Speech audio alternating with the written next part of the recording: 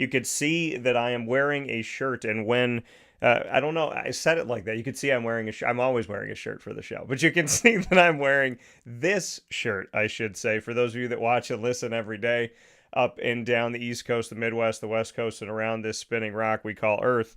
When I wear a shirt on the show, I'm very specific about it. I feel like we should shoot a video of how I choose my shirts in the morning.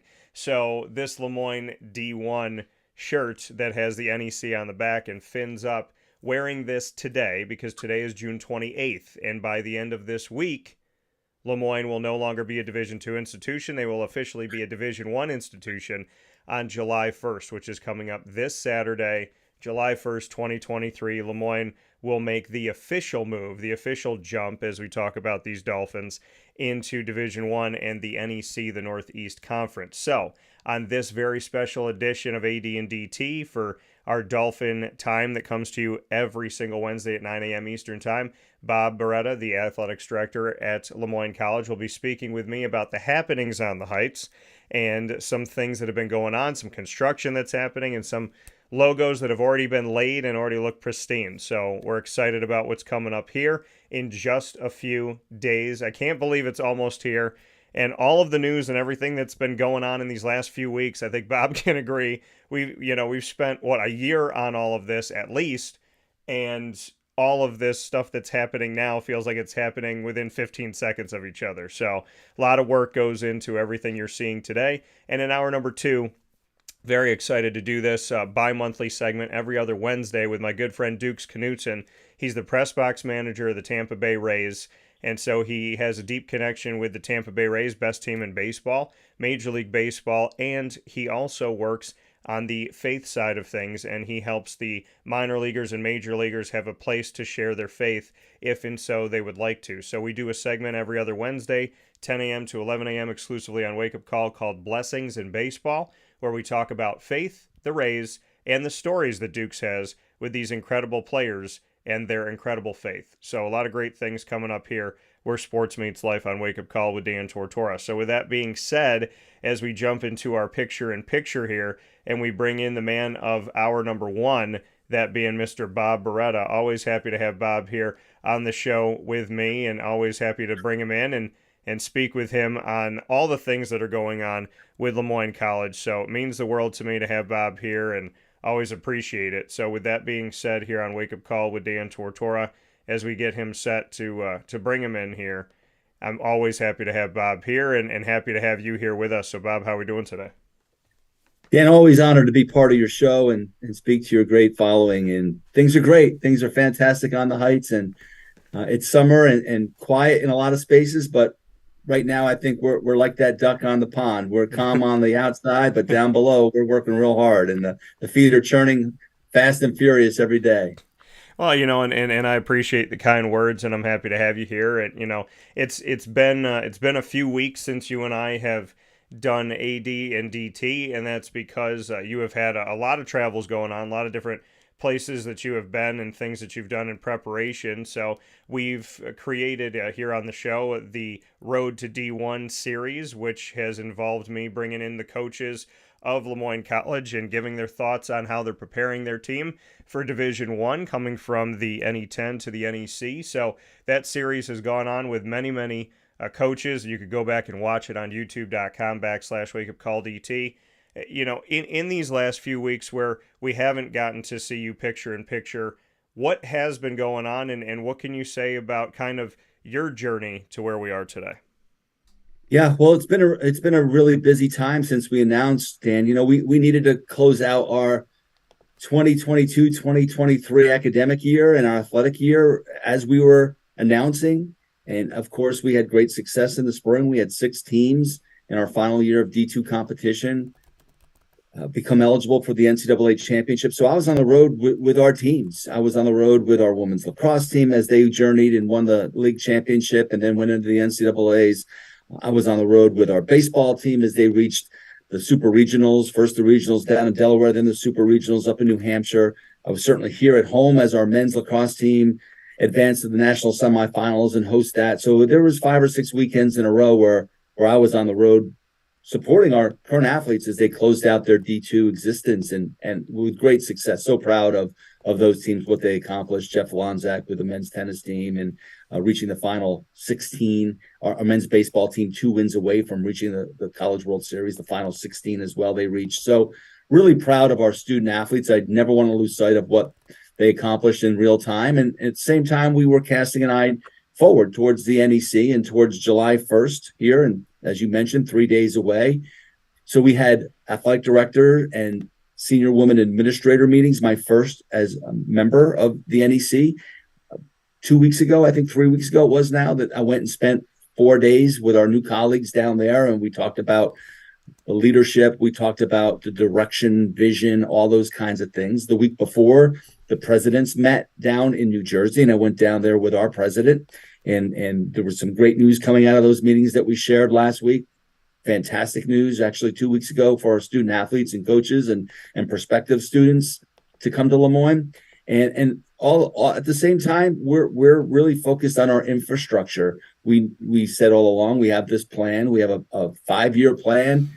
Maybe it's a little more compact when it talks about staffing, but in this transition, we are adding staff, we are adding coaches, and right now we're really busy. We're busy. If you were to look out on the employment boards, we're out there hiring.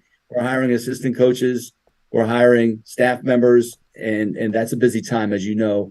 The HR part of things and getting job descriptions written and out, and interview processes and search committees.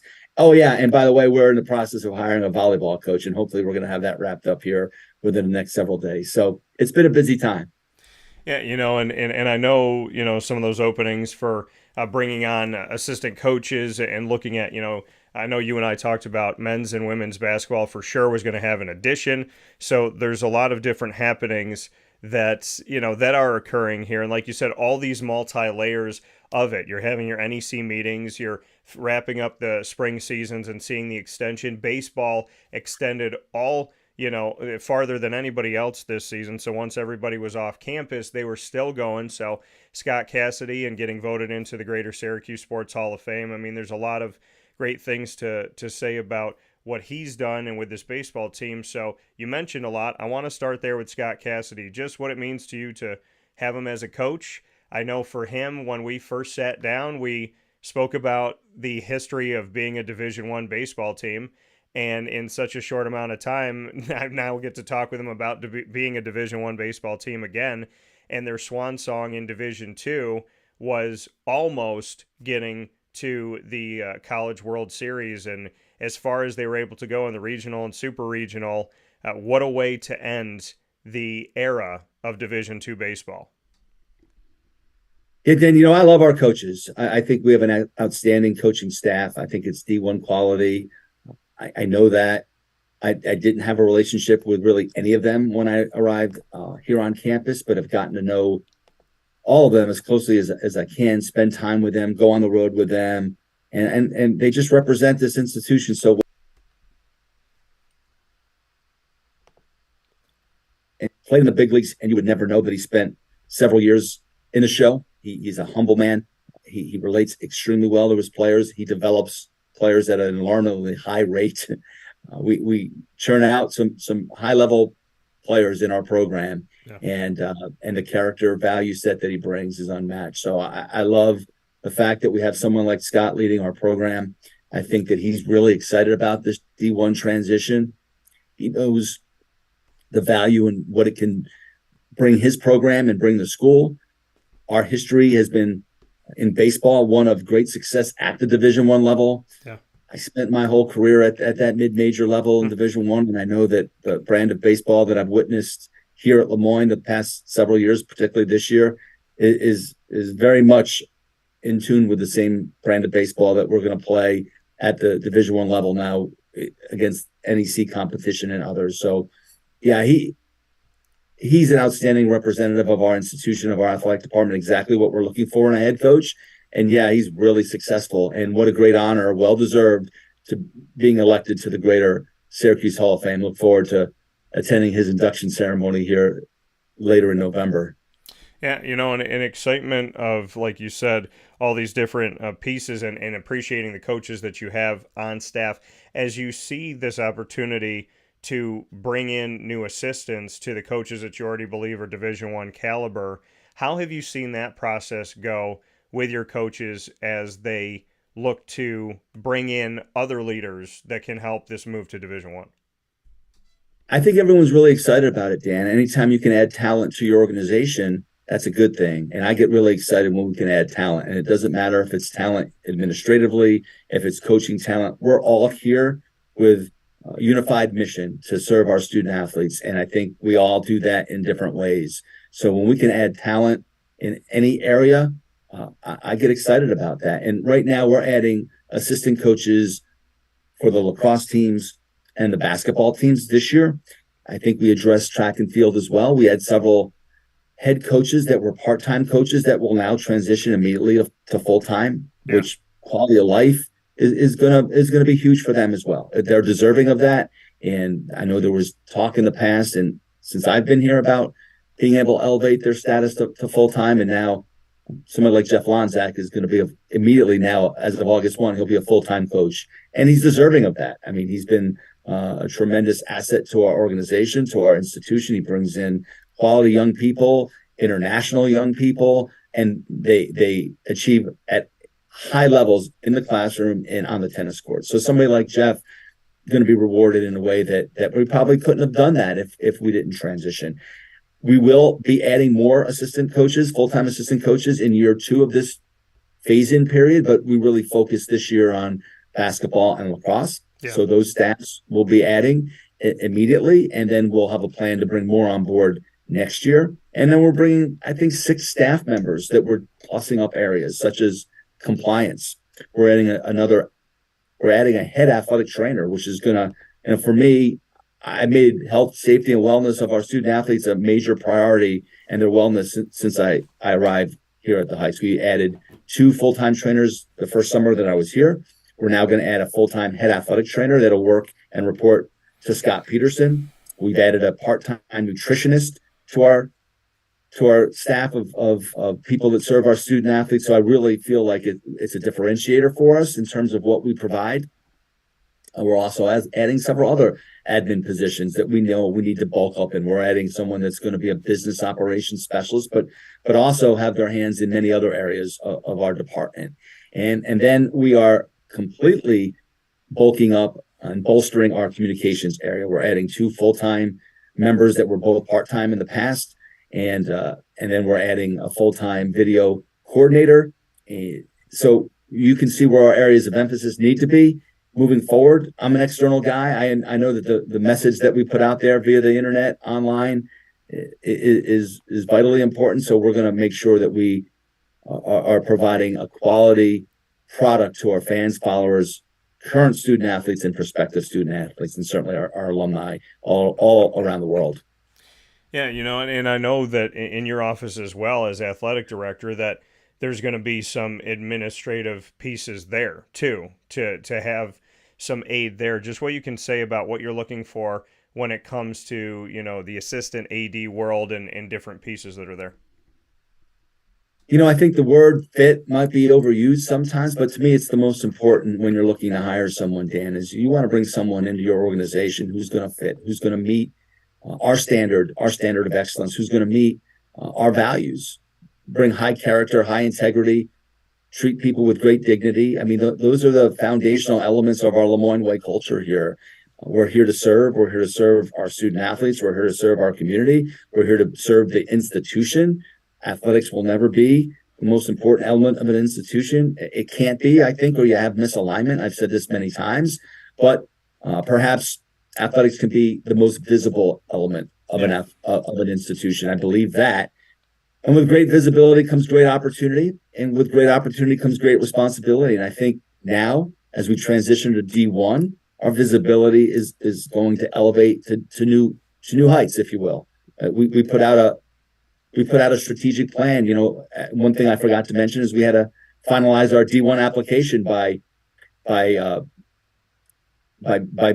June 1. I'm sorry, I lost that date for a second, but by June 1, we had to submit our NCAA Division I application, complete with a strategic plan that we worked on the past several months. And the name of our strategic plan is Elevating to New Heights, 59 pages, 7 priorities, 6 operational goals within each priority, and then 3 to 5 recommended actions with each. So we have our work cut out for us. It's a working, living document. But when we look to bring people into the organization, we want to make sure they align with our goals. We want to make sure they align with our value set. We want to make sure that they're committed to serving the community, serving our institution, and serving our student athletes. Yeah, and like you said, when you put this plan together and you look for the right fit, when you have the strategic plan, and that strategic plan, you and I have spoken about it. It's not just a bunch of pieces of paper put together. It's not just a binder. It's supposed to be a blueprint for what you want to do and what you feel like you need to do. And in that blueprint that spells out different things that LeMoyne is working toward, that blueprint means nothing if you don't have the right people. I mean, I tell people that all the time. I say you could steal a blueprint to make a car, but if you don't have the driver, you just made a really nice car. And so as you look for these drivers, essentially, as you work for the people to put in this LeMoyne vehicle, for you as an athletics director, you spent over 30 years at Army and at Army West Point, and everything that you learned and everything you did there in coaching and in the administrative world, to now be in a seat as an athletics director of a Division I institution in just a few days and building this. Not many people get to do what you're doing right now. You get to build in the moment. You didn't come into, it's already Division I. These are all the seats that are filled. These are the ones that need to be filled.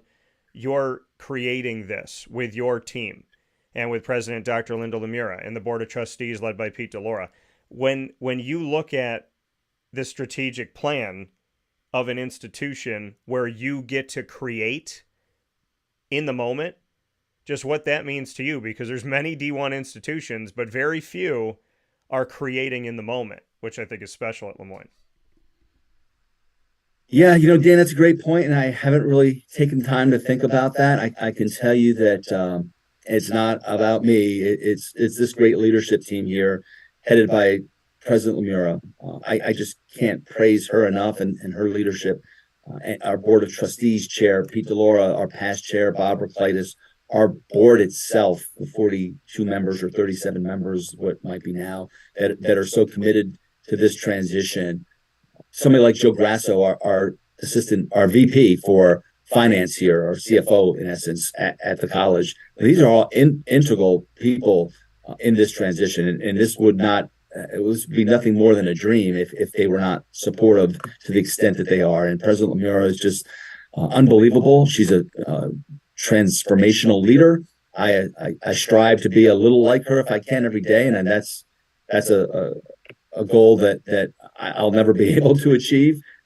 But we have people a lot like her within our leadership team, within our enrollment group with Tim Lee, our VP for enrollment management, and I mentioned Joe Grasso and our mission, our VP for mission, Father Pat Rod, all these people, Father Pat Rogers, all these people are so supportive. Dean Joseph, who is our VP for innovation, creativity, and advancement right now, in addition to being the dean of the Madden School. We're talking about an impressive man and what he's done and what he's giving back. So it's this transformational team in place that allows us to move forward. And then, of course, our team down here in athletics.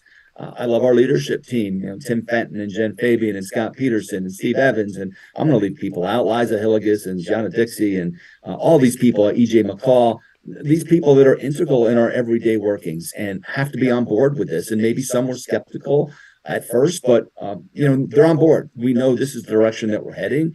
So it's exciting. Personally, I love to build. I love to create things from maybe the ground up. I love to hear people say that you can't do those things and then try to prove them wrong with a great team of people around you to help achieve at those levels. I mean, it's kind of what was instilled upon me at West Point, and I wanted to make sure that we were trying to strive to reach the upper most levels of our potential here as a department at LeMoyne, but certainly each individual student athlete we want to be able to develop so they reach and strive for more every day and reach the uppermost levels of their potential, both athletically, but also academically and socially. So it's exciting. It's exciting to be part of all that. I don't really take a step back and look at, wow, we're one of a few, but that is true. But I'm really focused on the day-to-day of how we advance our program a little bit every single day. And that's every area, every element, every program. And hopefully we're just going to be fantastic partners of the institution and help align with the mission and advance the profile. Because I do think that this transition will help elevate our profile nationally. And I think it's going to expand our footprint dramatically. Yeah, and here on AD and DT, Athletics Director Bob Beretta and myself, Dan Tortora, with you every single month in our exclusive multimedia marketing partnership with LeMoyne College and those Dolphins that we love and appreciate so very much, past, present, and future. So there's a few pieces. We've covered a lot of ground. We've spoken on a lot of different, things, open a lot of windows, so to speak, to jump through and look at this one view that we have. And that view is of an immediate postseason opportunity. I got to release this information and put it out there as the good news came in, something you and I spoke about right after the plan to go Division I. We sat there in the office and you said, I have asked the Northeast Conference to do away completely with any postseason hiatus, and we'll see how it goes. But I've asked them to take it away, not 2 years, not 1 year, no years. To see that come through, and obviously, Stonehill benefits, who joined last year, so now they can be in immediately. LeMoyne is immediately available for NEC postseason. The NCAA in the background still has to figure themselves out on what they're doing with the 4-year hiatus rule, which a lot of us think is ridiculous. But the NEC will have an immediate opening to the postseason for all teams coming in from LeMoyne outside of men's lacrosse that'll play independent this year. So knowing that we have that road and how that was really an important piece for you. Student athletes, you put it out there on social media, the mental health of student athletes. It wasn't just about the competition. It wasn't just about, let's win games and raise trophies. You spoke about the mental health, the importance of not taking something away from these young men and women out there. So I'd love for you to touch on the mental health side as well as on the process of making sure that LeMoyne could go into the NEC and compete right away and not have to wait 2 years for the postseason. Yeah, Dan, I can't thank the presidents of the NEC and the leadership of the league led by Commissioner Noreen Morris. I can't thank them enough. We talk about student athlete welfare. We talk about putting student athletes first. We talk about a lot of that as an enterprise, and then our actions don't always align with that, with those comments. But the presidents of the NEC, led by the chair of the president's group, which is Dr. Chris Hopi, the president of Merrimack College, who had every reason not to lead this charge for us. He led the charge for us after his student athletes had to wait 3 years. He led the charge, my understanding, in the president's meetings. And he said, I'm going to paraphrase this, but our student athletes suffered. And I don't want to see any other student athletes suffer like that. There's no reason for that. So you talk about an action-based leadership model. The NEC presidents took action. They didn't just speak words.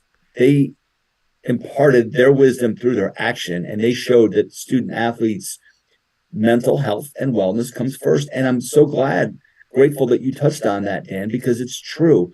In the past year, as we really started to heat up these conversations, and I met with student athletes formally and informally, big groups and small,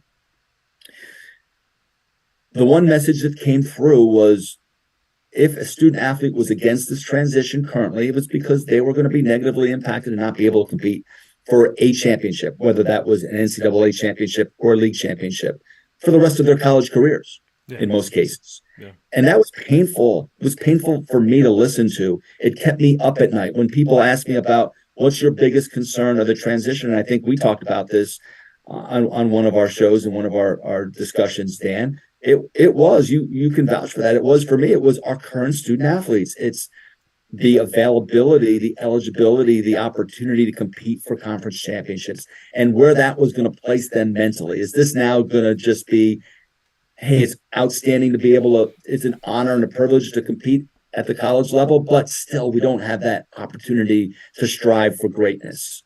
And that bothered me. It kept me up at night, but I also had to look at the long term. And I felt like once we got through this transitional period, the 2-year period on the conference side, that it was going to pay huge dividends. But it was a major negotiation point for us. I will tell you that throughout the negotiations with the NEC. Just a little peek behind the curtain. From the time we received the contract offer to the NCAA, I think it was 4 to 5 days before we executed the agreement. And we asked Noreen, Commissioner Morris, if that was normal, and the other presidents that had recently transitioned. And the answer we got was no. We usually got it turned back within an hour or two, but we had some things that were really important to us that we wanted to emphasize. And one of them was immediate conference championship eligibility. And the word we got back was from Commissioner Morris was, we can't make that promise now, but we did include it in the contract that they would look at it at their June meetings. Yeah. And they lived up to the word. They not only looked at it, they considered it and voted unanimously to allow our student athletes to become immediately eligible. So from a mental health and wellness standpoint, I think that is going to impact our student athletes in a way that I can't even provide an accurate estimation of the value of that, only because I know I've had those conversations. I had a student athlete that came off the mound at the end of the super regionals, and it broke my heart to listen to him say this. He walked off the mound and said, well, that's the last important game that I'm going to pitch in my career. And while that's not true, I think every opportunity to play is to be cherished. I got the message, and I wish that they were here on campus for us to deliver the news in person to them, because I know it would have been received very, very warmly. But the news came out in the process that as it unfolded here in June, and we're just so grateful to have the opportunity that our student athletes, I know, are thankful. And I can't speak enough to the lead. It speaks to the leadership of the league. It speaks to the leadership of the presidents of this conference, and it shows that we aligned with the right group of presidents and the right group of schools. It's Athletics Director Bob Beretta of LeMoyne College speaking on the NEC and the 2-year hiatus going away for the postseason. So now LeMoyne teams, all but men's lacrosse, because they'll be playing independent this coming season, all teams will have the opportunity to advance to the NEC postseason tournaments and or championships. So with that being said, Bob, but before I let you go, you said that when schools made a move, it took about an hour, and you took 4 or 5 days. You took that time, almost a week. What were some of the other things that you were, I don't want to say questioning, but maybe circling on the contract and saying, I want to revisit this, or I want to look at this, besides doing away with the 2-year hiatus for the postseason? What were some of the other questions that you had? Because I can appreciate it, being the son of a lawyer and a LeMoyne grad, that, my dad always told me, read the fine print. So. Well, we had people much smarter than I looking at the fine print, but there are some things that we wanted to discuss at greater length. It's probably inappropriate for me to get into many of them. Some of them were financial terms. Some of them were different scenarios, but I will tell you that several centered around lacrosse. We wanted to make sure that our lacrosse program was taken care of. This transition in the fact that we're in a 1-year independent status, not ideal. We know that, but we wanted to make sure the long-term well-being of that sport in particular was taken care of. So we talked. We had lots of discussions around that, and wanted to make sure that there were some things included that provided the protection, because lacrosse has been so important to us here at LeMoyne, and it will remain very important to us. And I think once the NEC brings back men's lacrosse, which the plan is, hopefully there's going to be an announcement here within the next 30 days where they'll announce that they're going to sponsor men's lacrosse again in 2025. That's the plan. I think that we're going to have a great pathway to earn that AQ immediately with the program that Dan Sheehan has built and will continue to develop here as we transition to Division I. I think that's going to be really important to us, right? We want to be able to win championships. We want to be able to play at the national level when we're eligible through the reclassification period for the NCAA championship. So it was important for us that we protected the lacrosse programs, but really the men's lacrosse program because of their very unique situation right now. Things like that. There were some other minutia type things that we just wanted to question and we wanted to make sure. But I think it shows the level of interest by our administration, how engaged our president is, our CFO is, our board chair is, all those folks. We wanted to make sure we're in a great situation in the NE10. We knew that. We've been blessed to be part of that conference. We've experienced great success. It's done tremendous things for us. And now this is just a kind of another chapter in our story moving on to Division I. But we wanted to make sure that many of those benefits that we've enjoyed in the past are going to continue in the new journey that we have ahead of us. Yeah, in when you talk about the NE10, obviously there's exit fees and then there's the preparation for what it costs to go to Division I. How have you kind of, assessed that? And I know that this is another thing that went into the plan and went into the strategic, planning of everything and making sure that you had what you needed. The question that I get on the streets, Bob, and I've told you this, the two questions I got the most were how are they going to afford it and what are they going to do with the postseason? So we've answered the postseason question for the NEC at least, but on the money side of things, on the economic side of things, how do we transition and being in the midst of it to really, because we hear about it all the time, right? When there's an exit fee, when teams are leaving the Big 12 for, the SEC and coming into the ACC or leaving the American. I've spoken with Commissioner Mike Oresco about how they kind of plan that out. The ACC has a grant of rights that kind of holds everybody together until 2036. So if you could bring us, behind the curtain of this NE10 NEC transition, I think that could help to answer a lot of questions for people, because that's the one I probably get the most is how can you afford, such a move? And you and I have been talking about this for almost a year now. Yeah, Dan, I think it's an interesting question. The entrance fees and the exit fees are costly, but they're not prohibitive. The major fee for us initially is the NCAA application fee. We've talked about that publicly. It's $1.82 million to apply for Division I membership, and that's really a huge number, right? That's a big number. And the entrance fee into the NEC is payable over time. The exit fee from the NE10 wasn't prohibitive, but it's really that upfront cost is really baked into that NCAA application. And then you have the agency, right? There are certain requirements that we're going to have as part of the NEC. The NEC is prioritized basketball as its main sport, so they want to make sure that all members are fully funded in scholarships and fully funded in maximum staff levels that's allowable by the NCAA. So we have 3 years to make sure that we're hitting those standards. So there's increased in investments that are required. But after that, you have the agency as an institution to spend at whatever level you want to spend. And our administration has been extremely generous in our projections for investments. And I think they're modest. They're not to the point where maybe we're going to spend at the upper levels of the NEC, but we've done our homework. We benchmarked against NEC members in everything from scholarships to budgets to salaries to staffing numbers. And right now we're hopeful that we're landing right in the middle of all those areas. And I always say this,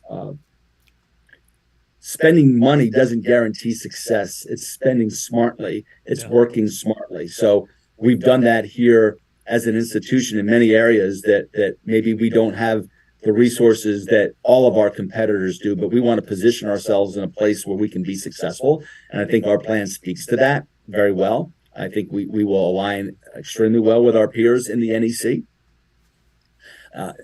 The investment level will increase over time.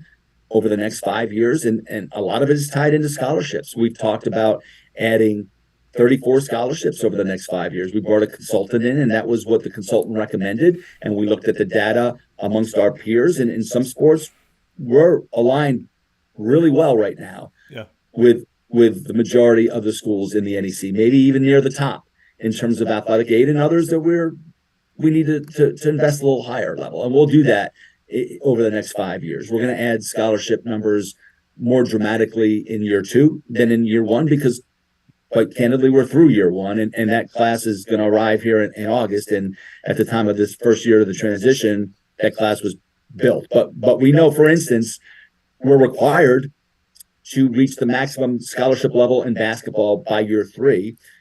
So that number increases from Division 2 to Division 1 on the women's side from 10 to 15, and on the men's side from 10 to 13. So we're going to add 2 right now into this year's class on the women's side, because they had a longer path to go. And the men will get to 13, hopefully within 2 years. They'll be fully funded in the scholarship space. And our staffing allotments, we're required to have 4 full-time people in the NEC with both basketball programs. And we're working towards hitting those numbers either this year or next year. So there are requirements, and then there are areas where you have agencies to hit that. So I think that we'll be able to control our spending to whatever level we feel appropriate. We have a plan right now, and we were honest about that throughout. We're going to have to be active in maximizing all of our resource streams, all of our revenue streams, everything from corporate sponsorship to our attendance, to the revenue streams that are going to become available to us to the NCAA at the end of our reclassification period, to the grants that are available to us through the NEC right now. And we're going to have to be very smart in how we spend and where we invest. And we have a plan to do that. And again, it's not my plan. It's going to be driven by our strategic plan, which was developed by our entire staff. And we had representatives of the faculty, of other leadership team members. And that's going to be our roadmap. And I think that we're going to put this entire movement, this entire transition is going to fold kind of on how we've done things as an institution. We're going to move smartly.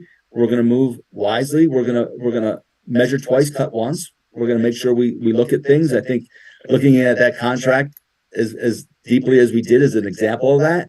And we're going to take a measured approach. But at the end of the day, we're going to put LeMoyne in the best position to be the best LeMoyne that we can be. And we're confident that if we're the best LeMoyne that we can be, we're going to compete aggressively for championships in the NEC.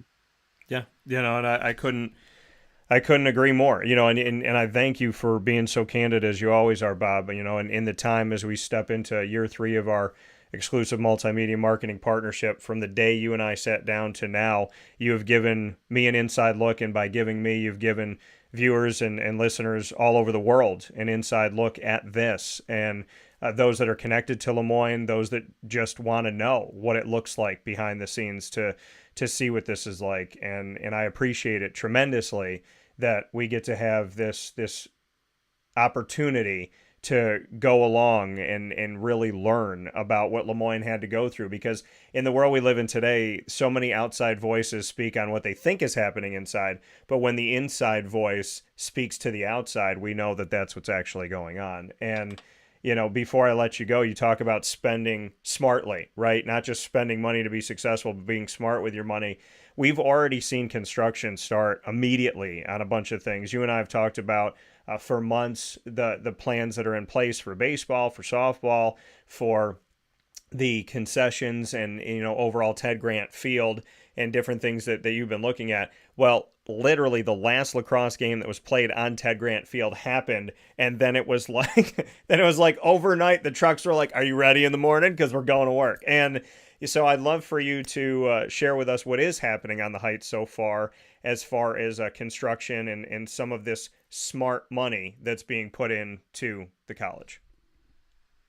Absolutely, Dan. And first of all, I want to thank you for giving us a platform to talk about this. It's exciting, I think, for everyone to maybe learn some of the finer details of what goes on. And I'll always share what I can with you and your followers and our fans out there. Certain things we can talk about, certain things we can, but whenever I can give a little bit of a peek behind the curtain, I'm happy to do that. Philanthropy is a big part of this as well. I failed to mention that earlier, and we have a plan for that. We're really ramping that up as an institution with Jim Joseph. Jim Joseph took on that added responsibility in addition to being the dean of the Madden School of Business. He's now our VP for advancement, innovation, and creativity. And really aggressive plan. He and I are going to be out on the road. We may be doing some AD and DTs from hotels in the future when I'm on the road out there trying to garner some philanthropic support, because that's going to be a big part of this. We're talking about endowing scholarships, endowing coaching positions, and trying to generate revenue that will help pay for some salaries and take some of that out of our operating budget to operate smartly. And that has always been a major element of this transition. For us to succeed financially and make this viable, we have to be aggressive in that space. And we had a fantastic Giving Day. I think we broke all of our records in Giving Day. We broke all of our records in our annual fund this year. We had more people step up and give to our annual fund than ever before. I think we surpassed it by 15%, really big number. And we've been continuing to build on that. But in terms of our current facility enhancement, some of the things you're going to see immediately, some of the things are in the planning stages that you'll see in the coming months, and some may be a year away. But really exciting times, as you mentioned, our concessions and restroom facility, which may not sound all that exciting to folks until you come to a game at Ted Grant Field and couldn't get a hot chocolate or a coffee or use a restroom and had to use a porta-john out back. So now we're going to have a state-of-the-art facility there where our fans, we're about serving our community and serving our fans. And what better way to show that than investing in a facility that's going to serve our population, our community, our followers. So that is ahead of schedule. It's going up. As you mentioned, I think the construction fence went up on the day after our last lacrosse game here. They're working furiously out there, and we hope to have that online later this fall. We have a meeting scheduled in July when we get back from the 4th of July break, I think the day after, to review the final shot plans for our baseball dugouts. Again, that's just another phase in that project as we continue to enhance that facility. First, it was the scoreboard and video board a couple of years ago. The dugout's the next step, and I'd like to be able to replace our grandstand, our press box, and our backstop, hopefully next summer, if we can raise the appropriate amounts of money to do that. Our softball press box, I was told yesterday, the hope is that that'll be delivered. That's being built off-site and be brought here in November. So you're going to see some things here by the end of the calendar year. And then one thing I'm really excited about is we're working with a group out of Ohio, Moody Nolan, an architecture group, and they've been studying our building here, our home, our event and recreation center, not just on the intercollegiate side, but also on the rec side for all of our students. And they're going to deliver a plan in September that's going to target areas for expansion and renovation. And we're talking about potentially a 5-year project that might be in the $25 million range for expansion and renovation of this building. Again, we can't do that without philanthropic support and corporate support. And I think you're going to start to see some philosophies here shift. You're going to see some naming opportunities and maybe some names go on buildings that help us deliver this championship experience to our student athletes. But as we talk about expanding this building, we're jammed right now. As we add staff, we have no place to put staff. We want to expand some roster numbers. We have no place to put additional roster numbers. So it'll be sequential as we build and then shift people into the new space and then renovate the old space. But I think there's an exciting plan that we'll look at in September. I kind of know the direction that we're headed because I've been part of all these meetings. They've been on campus several times, and we have representatives from around campus because it's not just about intercollegiate athletics.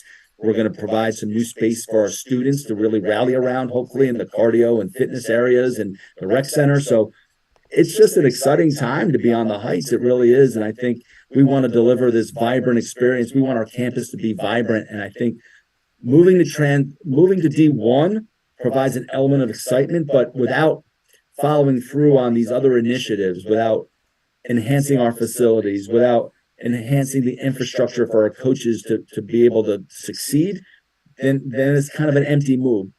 I'm so grateful that the administration is supportive of that, identifies the need for that, and very much behind all of these movements and these investments in athletics right now. Yeah, and I again I appreciate the openness of talking with us about everything that is to come, and through my eyes, and through your eyes and your experience, we're getting to see this, right? Some people will walk onto campus and they'll think that press box for softball has always been there. They'll think that the concessions were a normal thing at Ted Grant Field. So there's people that'll come and see it as what it's evolving to be, but to see the evolution, and I've always been this way about anything, the difference between seeing the finished product and seeing the journey to the finished product, I always take the latter. And there's something about the journey to get there and what's special about it. So in closing, you posted a picture, I shared it, and it's because I'm ecstatic about it. I've gotten nothing but positive information or positive response from it. People are really, really pumped about this. And I put on Facebook, I'm excited in parentheses, and I just can't hide it, to quote the song.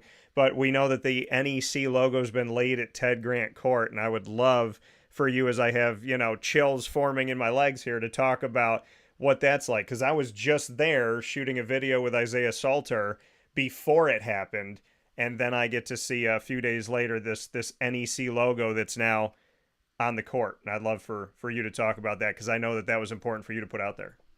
Yeah, we wanted to put it down as quickly as possible, and we resurface our court every year. Usually it's a little bit later, but we wanted to try to move it up because we knew we were going to put down the new marking, and we wanted it down in place by July 1. Maybe it was more ceremonial than anything else, but we want to make sure that we're sending that message that we're ready to roll here, NEC. Here we come. I think I tweeted out, and the commissioner is excited about that. And you'll see some improvements in Ted Grant Court. We're going to bring in some new scores, some LED score tables as part of this transition, which will add to the fan element, the experience there. And we'll then extend a press row to the opposite side as well. So some small changes. I'd like for us to do some significant branding in that facility, but as part of this move, we're now going to be utilizing instant replay in basketball and in volleyball. So we're going to have to install, I believe it's 12 cameras now to support those two sports. So I think before we do the branding, we're going to have to wait and get our cameras up so we know what areas we have to avoid. Yeah. So there's going to be a lot of things that are very visible. Other things may not be so visible. And that's what's exciting about this transition. When you come on campus right now, you never know what you're going to see, right? It might be something big. It might be something small. We're going to have our 6 NCAA banners we'll be installing from this past year here in the weeks ahead. I'm always a favorite day of mine when those banners go up. And we continue to tell the story of our great history and success in Division II. We're never gonna forget that, or those student athletes that accomplished. So those banners will be going up, and then maybe some other changes here aesthetically in the buildings as well. But it's a constant press forward every day. We're looking to move that needle. We're looking to advance that ball, as Hank Stram would say, matriculate the ball downfield every single day. And if we can move it a couple inches every day, by the end of the year, we're going to be pretty excited at the final result. Yeah, and you saw me smile, put my fist up and clap, because Bob and I definitely, the officials can tell you, we need an instant replay. So no comment on that. So I can comment. It's not. Yeah, I'm not one to ever question an official in any sports. I think you can attest to that, as you sat next to me at so many basketball games. I just take their word as gospel and move on. So with that being said, oh, that was a wonderful way to end this segment. AD and DT, LeMoyne Athletics Director Bob Beretta, on the happenings on the Heights, myself, Dan Tortora, and our exclusive multimedia marketing partnership. I'll just have Bob smile, and then he could pass me the note. I can say it. So with that being said, as always, Bob, I appreciate you. And it's been a minute, like I said, since we've been able to do this, because you've been traveling and very diligent with your steps, as have I been. So I'm excited to get on campus with you this week. We got some cool things coming up for the July 1st, and so move date, and I'll have some really cool things happening on Wake Up Call, thanks to LeMoyne College and everything we get to do together. So thank you for your time, and as always, I appreciate your candidness, like I said, and your friendship more than anything else. It means the world to me that I get to work with good people every day. It reminds me that you're not the only one out there, hitting at the cement, so to speak, and trying to break down those walls. So thank you, for Linda, for Pete, for the coaches and the student athletes. You make it easy. Well, we'll continue to pound the rock every day, Dan. And really, as I sign off here, I just again like to thank you for the opportunity, the platform, the friendship, the support, the passion for LeMoyne and LeMoyne athletics. And really, we didn't touch on this, but maybe the most significant development for me over the past 2 months was being able to extend our partnership with you moving forward again. So thank you. Thank you, your loyal fan base and followers. And thanks for all those that support LeMoyne athletics and those who might now become supporters of LeMoyne athletics. You're welcome as well. We want to have as many people in our family with a PH as possible. Well, yes. And as we step into year 3, I can't thank you enough for the opportunity and those kind words. I can't believe it's year 3 already. I feel like we literally met to sign the partnership for year 1 like 2 days ago. But I do want to make note here that on your screen, it looks like our right shoulder, but over our left shoulder in both rooms here, you have the dolphin fin over Bob's shoulder and my shoulder. So I just want to make that clear. We didn't plan it, but that's how it is. So the Finn family is strong, and we welcome as many people as want to come into it. As always, Bob, I appreciate it, and I'll see you soon. Fins up, Dan. Thank you. Fins up.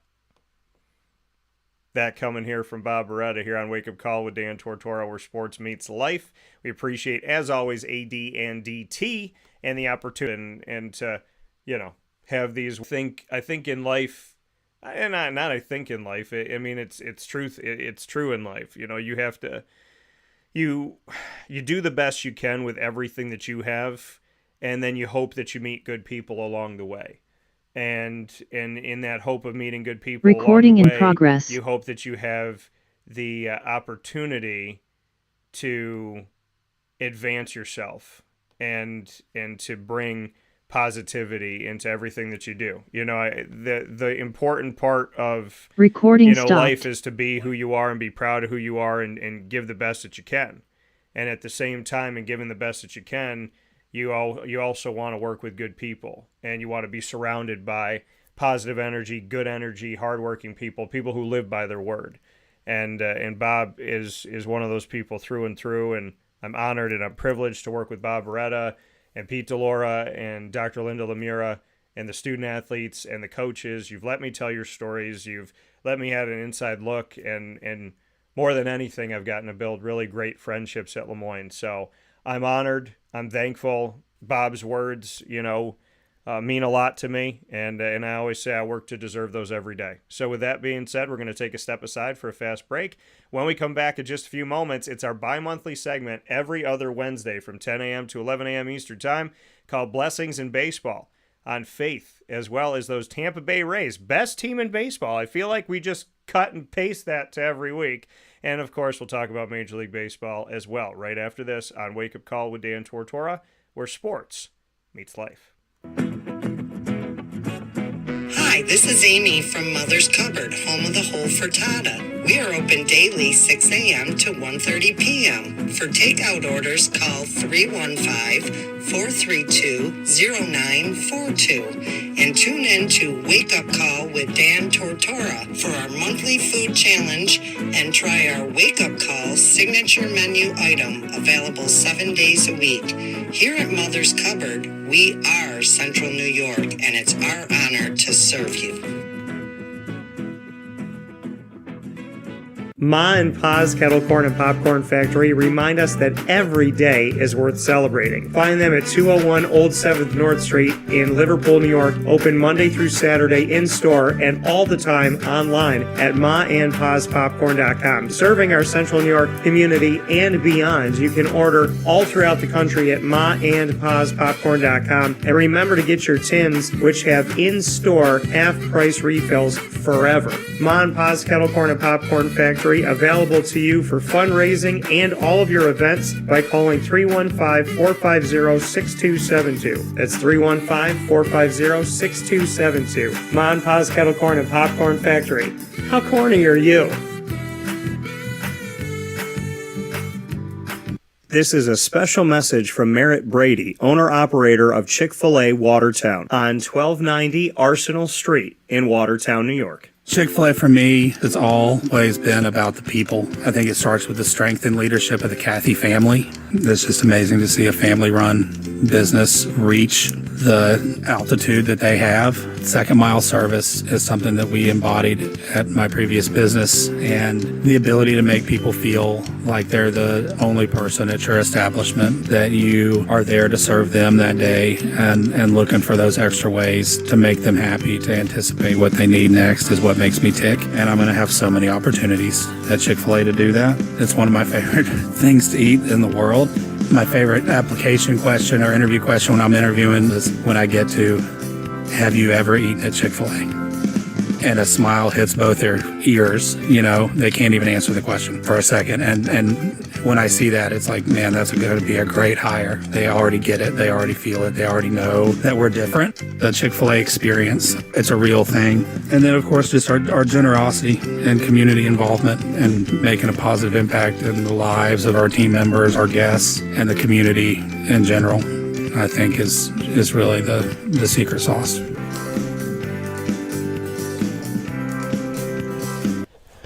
And a welcome back here to Wake Up Call with Dan Tortora, where sports meets life. We appreciate you being here every Monday through Friday from 9 a.m. to 11 a.m. Eastern Time. You're with us on the East Coast, the West Coast, the Midwest, and all around the globe on youtube.com/wakeupcalldt, facebook.com/wakeupcalldt, and on wakeupcalldt.podbean.com. You can connect with us in all three of these outlets by going to our website, wakeupcalldt.com. and be right there on our homepage. Click on the Facebook logo, the YouTube logo, or the Podbean feed. And from our homepage itself, you can watch and listen into the broadcast. So however you're connected with us this morning, we thank you so much for being a part of the show. And this is a part of the broadcast that it definitely, I mean, there's so many things that we get to do that mean the world to me. And this is one of them. And you know, anybody that knows me knows that when it comes to my faith, I don't hide it. I don't shy away from it.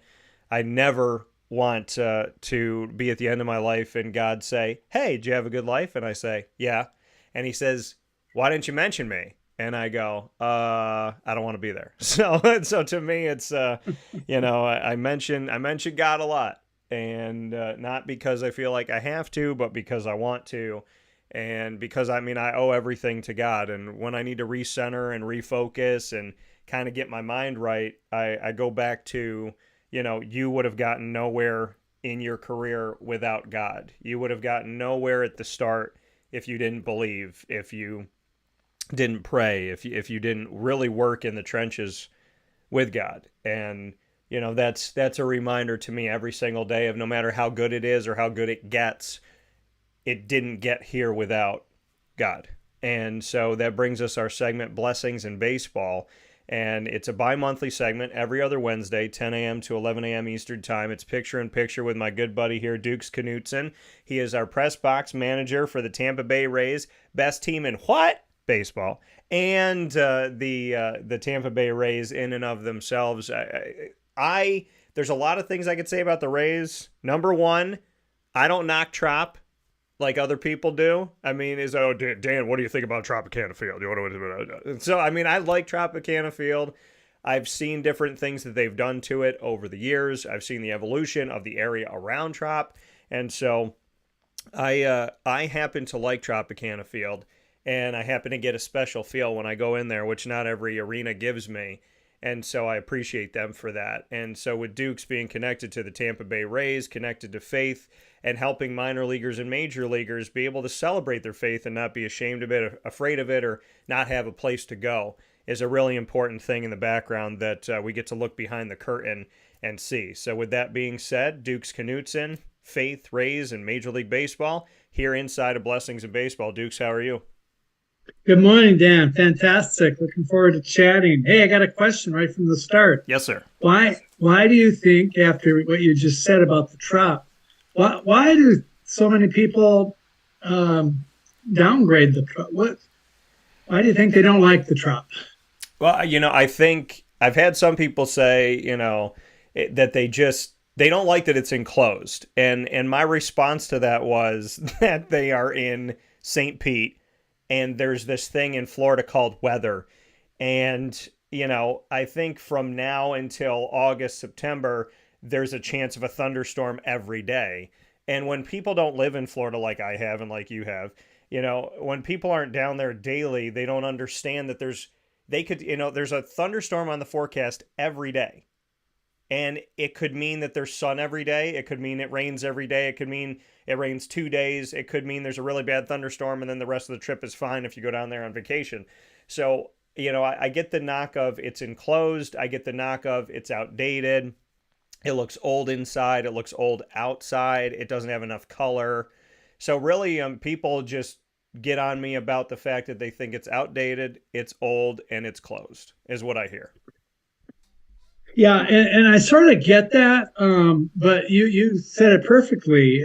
We have to have a dome down here. There's no question about it. Now, we have retractable domes now, so that's certainly a possibility. But we would have rain delays at Rays games way more than 50% of the time if we had an open air stadium. Yeah, and not only that, but this time of year, even at nighttime, it's mid 80s with humidity higher than that. And it's very uncomfortable. And so even though I understand the aesthetics of a dome isn't maybe as attractive as some of our other stadiums, it's we have to have it.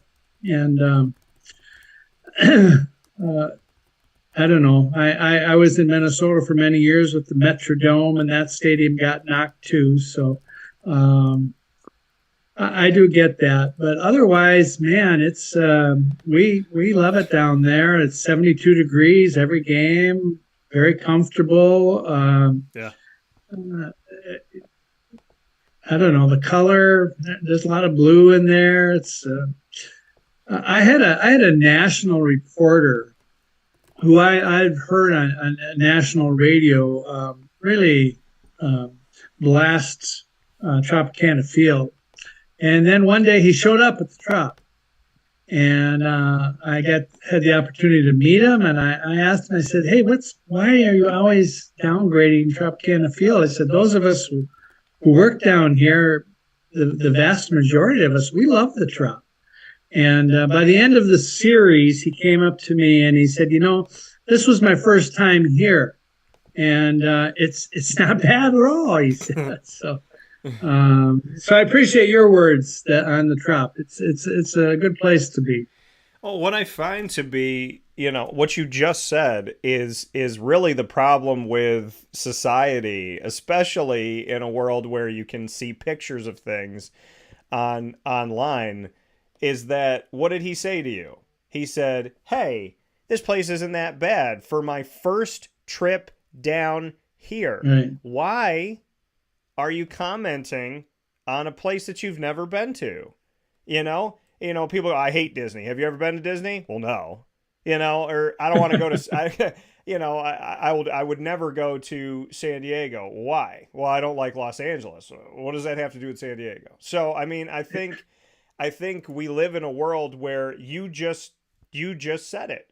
Here is this individual blasting the Trop, and then they turn around and look at you and go, well, now that I've been here for the first time ever, I'm not as opposed to it. And I think my response, if I were you, Dukes, would be, well, maybe you shouldn't comment on things until you come and visit. That seems exactly. like a fair thing to say.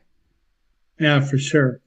But yeah, like you said, it's part of our human nature, I think, to be very critical and judgmental, and that's why Scripture says, "Don't judge." Yeah. Well, and it's funny because, I tell people this all the time. I wanted to know the meaning of my name, meaning of Daniel, Michael, Justin, and my last name Tortora, and the meaning of Daniel literally is God is my judge. And so I tell people all the time, I say, I don't judge because I think that it's wrong, but my name literally translates to I defer to God. Like, God is my judge. I do not judge. So if I start judging people, I'm not even living by the name that I was given. And what does it say in the Bible? I called you by name and you are mine. So, I don't want God at the end of my life to go, hey, you didn't even live by your name. Your name is a reminder to not judge people. And do I joke around and, do I tell jokes with people and have fun and this and that about things that have happened in my life? Of course. And about things I observe. But to judge somebody, you've never walked in their shoes and you don't understand them. And the reality is, as well as you think you know somebody, you've never really been in their shoes. And Duke, I'd love to start the show, since it's Blessings in Baseball here inside a Wake Up Call with Dan Tortora. I love to start it with something very open. I've always been this way on and off the air. And you and I have talked about this off the air, but not, any of what I'm about to say. So, like you said, you've been single, that life you feel like has been, chosen for you. It's been an honor for you. I've been married, went through the annulment, went through the divorce, all that stuff. And, have been single, dated here and there. And what I find that's been difficult when we talk about judging is that, when you feel like you're in a place with somebody, you're dating somebody, and I've kind of learned this and had a conversation with my mom about it, but in past relationships since that divorce, I would share with people and say, hey, like this is some of the, adversity that I've been through. This is what I've learned from. And, I was judged on it. And I think I never thought there could be anything worse than going through trauma. But then I realized there is something worse. It's going through trauma and then having somebody blame you for it and judge you for it. And I would love for you to kind of impart on that, because that kind of hurt my soul over these past few years, in kind of sitting with someone in what you think is a safe space and saying like, hey, this happened to me. This is what somebody had done in a relationship to me. I couldn't imagine doing this or saying this to someone. It really hurt. I learned from it. And then having somebody turn around and say, well, you must have done something to make that person attack you. And I find that, whether it's toward me or toward anybody, to be a really harsh thing to say, is say, oh, when somebody punched you and knocked you on the ground, you probably deserved it.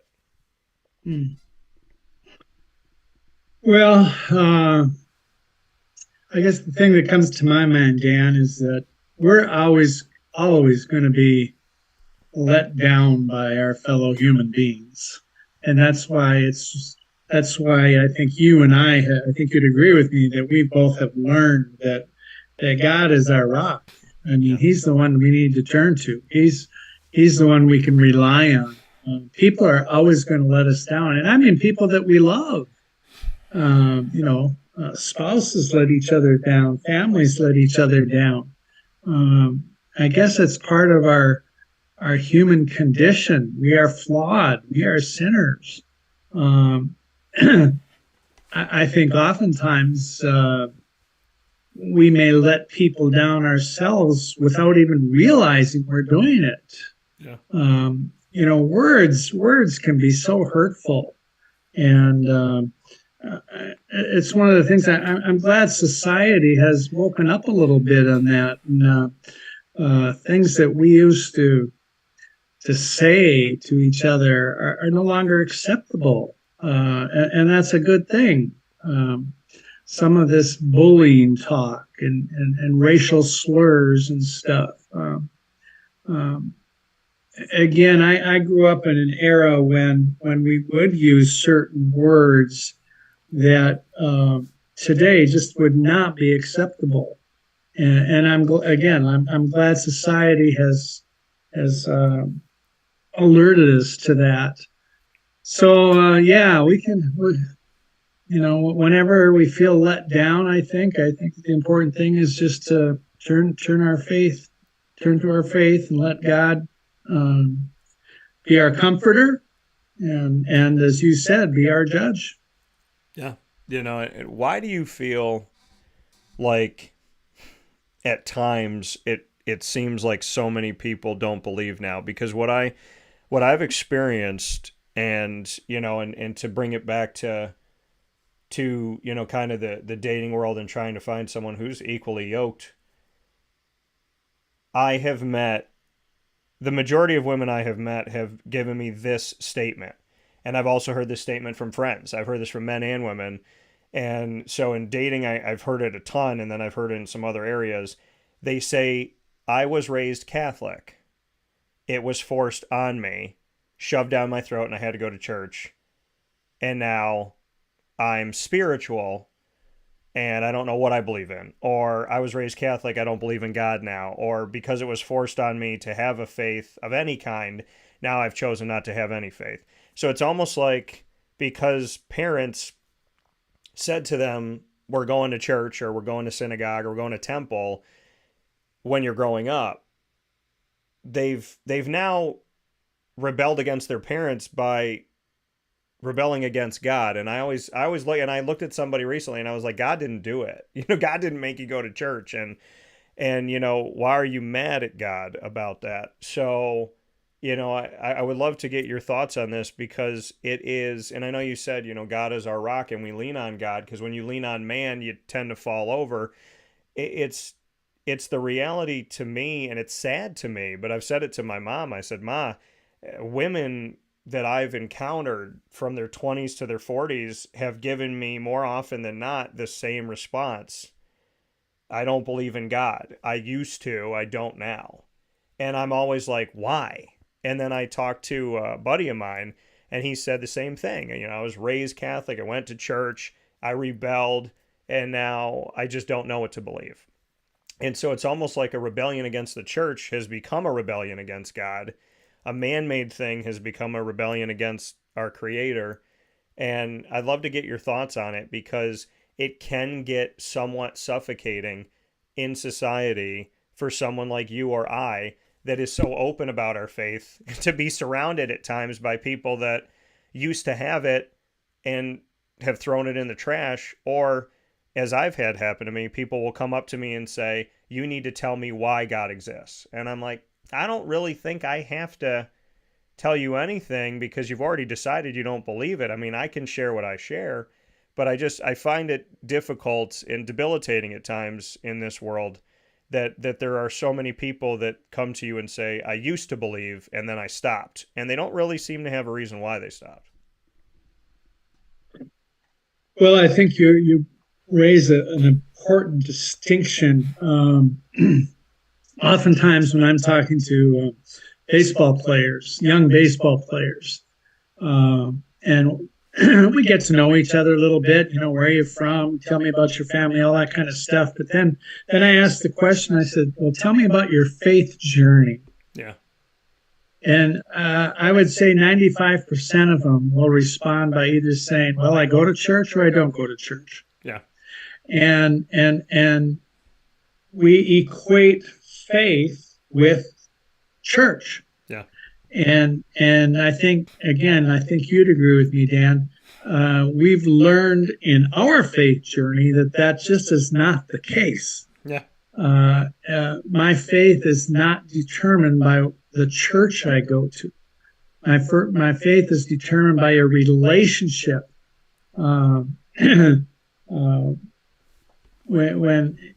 If I'm gonna date a woman, something draws me to her. It could be a physical attraction. It could be that she's a big baseball fan. Whatever it is, has attracted me to this person. And I think in my case anyway, that's what happened with Jesus. I was attracted to him. Now, my case is different than what you've been talking about. I was forced, if you want to say that, to go to church as a child. And through going to church as a child, I learned that God is important. I may be bored at church, and let's face it, I was raised Catholic, and the Mass is not it's not child orientated. Yeah. And so I understand perfectly why a kid would be bored at Mass, doesn't understand what's going on. Back in my case, Dan, it was done in Latin, so it wasn't even in English. But I think that's changed a lot, not just in the Catholic Church, but in all churches where they have wonderful children's programs. I mean, a lot of the kids I know today can't wait to go to church. And so I think that's a key element. But going back to people who have given up because of their bad experiences they may have had in their youth going to church. I always just try to encourage people. I said, well, you gave church a chance and it didn't work. Now give Jesus a chance. And I encourage them to try church again, because again, the churches have changed in recent years. A lot of churches today have what we call traditional services or contemporary services. And so they're trying to appeal to different, they're trying to use different means to attract people to Jesus. I encourage people to get involved in groups like I have with Baseball Chapel. I met on Monday night. I met with 5 young baseball players. We meet every Monday night. Yeah. And we just talk.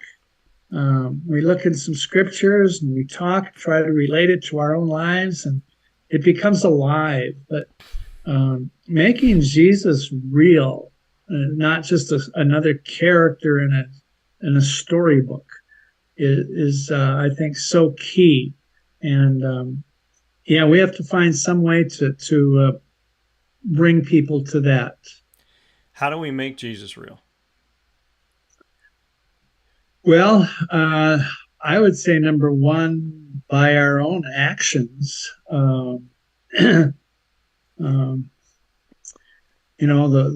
There's 9 fruit of the Spirit: love, joy, peace, patience, kindness, goodness, gentleness, faithfulness, and self-control.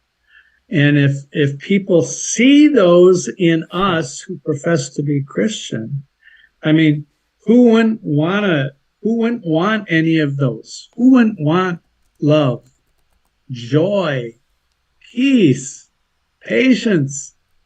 I mean, that's something you don't have to be a Christian to see that those are things that I want in my life. And so by walking the talk, I believe it's been attributed to Saint Francis of Assisi. I could be wrong on that, but the saying is that preach the gospel and use words if you must. So it's just by other people seeing the way we live, seeing that joy, I think helps to make Jesus real. Invite people to events. I have another good friend, a former Major League Baseball player. He's out in Los Angeles right now, and Friday night he's hosting a worship night at his house. I'm so excited. I wish I could go. Yeah. And it's pretty exciting. He's just inviting some neighbors over.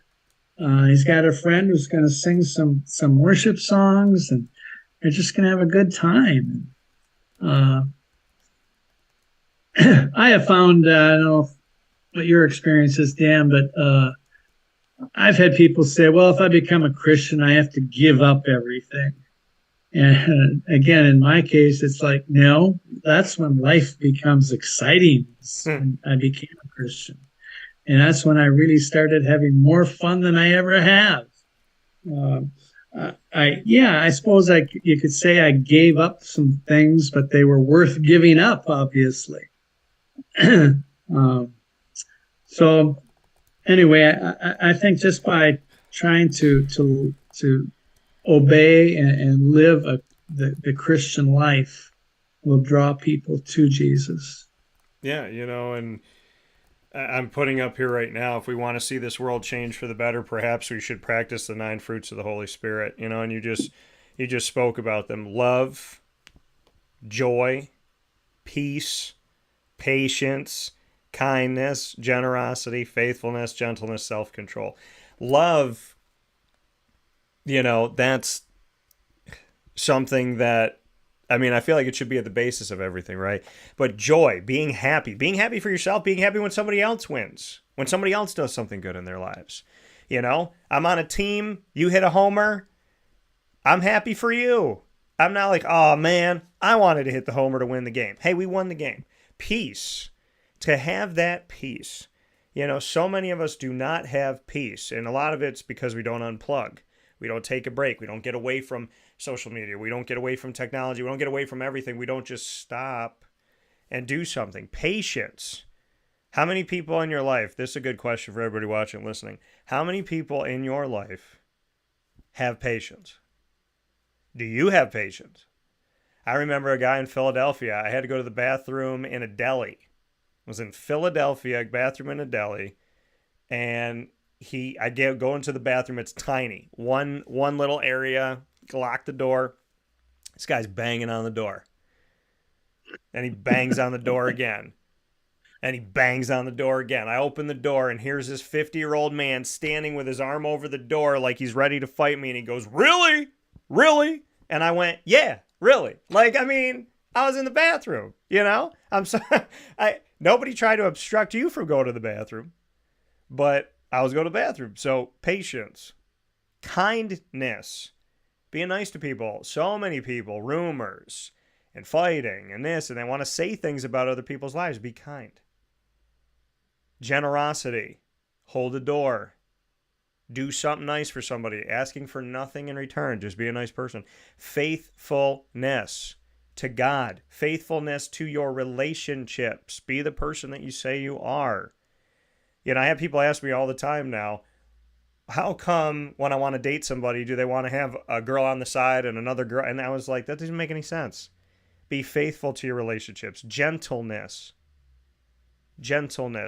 Animals know, and I'm a firm believer in this, nature responds to those of us that are doing good things positively, and those of us that are not doing good things negatively. And an animal knows the difference between a gentle heart and one which is not. And self-control, I save for last because it's one of the hardest things to do. Because even when you are a nice person, a good person, you lose your cool. I know that. I know I was in relationships where somebody would push,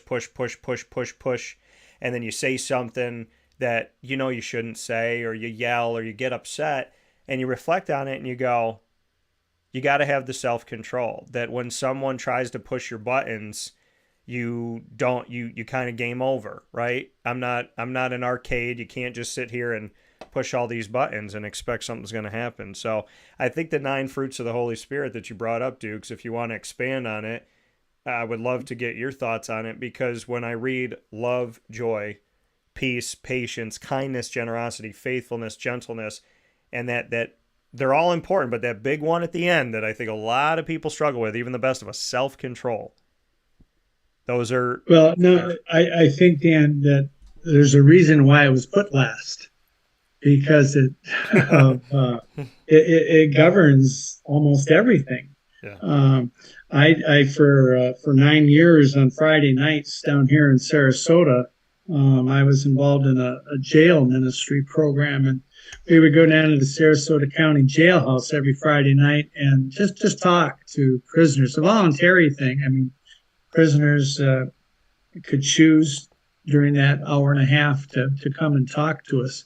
It was done much like you and I are talking right now. It was done over technology.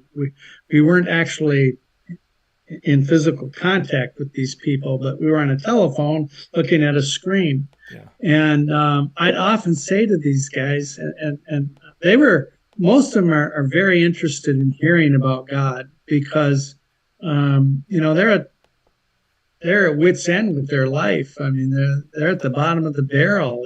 They don't want to live the life that they're living that got them into jail. And so they're trying to find a way to get out. And I said, the only reason you're here is because you lack that last fruit of the Spirit. You don't have self-control. Yeah. And it's something in Scripture. Scripture instructs parents how important it is to discipline your children as they're growing up. Exercise self-control on them. Teach them to be self-controlled. So yeah, that is a huge one for all of us. Absolutely. The other thing I was going to say about when you're talking about joy, I think we often equate joy and happiness as basically synonymous with one another. And I have found that there's a difference. It's different. Happiness generally is temporary. I can be happy that we won a game, but then tomorrow we lose the game and my happiness is gone. Yeah. Joy is beyond happy. It's I guess the best example I have is when my father died back in 1994, and a good friend of mine who was an atheist. This was 2 or 3 days after my dad died, and he finally said to me, he says, "Dukes, when's it going to hit you?" I said, "Well, what are you talking about?" He says, "Well, you almost seem happy, but your dad just died." And I told him, I said, I'm sad, I grieve, I cry, but I do have joy. I picture my dad up in heaven. He's achieved what I call the ultimate goal of life. How can I not be full of joy? And I thought it was interesting that here he is an atheist, but he could see the joy in me, even in the circumstances that most people would consider to be very sad and dire. So joy is permanent. You feel it. It allows us to feel that happiness, if you will, even when circumstances don't always call for that at that particular time. And then the other one that you mentioned about peace. Now, there's a verse that said that peace. We want the peace that transcends all human understanding. And again, I have found that in my life, where even when things aren't going my way, I still can find a peace in it, knowing that God's plan, Jeremiah 29:11 says, God has a perfect plan for every one of us. And when we're living obediently to Him, we can experience peace even when things don't go our way. So yeah, those fruit of the Spirit. It's man, I don't know how you get through life without them. No, and I think, they're not mutually exclusive too, right? So it's not like, oh, I do 3 of them, but it's the importance of practicing all of them, and not that you're going to be perfect, but that you attempt to bring those all into your life and understand that it is not a perfect science, but as long as you're working as long as you're in the lab with the beakers trying to figure out that science to the best of your ability, I think it's important. Dukes, before we take a step aside for a fast break, blessings in baseball. So we have some baseball talk coming up with the Rays here, who have passed the midpoint of their season, 162, and have gotten 81 games in, 81 marker to see themselves halfway through, which I can't believe it's halfway through. So pretty insane, but we will get to some of the things on the Rays as well. I did want to get into this question, and I always say to people, we have people that listen and watch the show. They're all different religions, no religion, faith, no faith.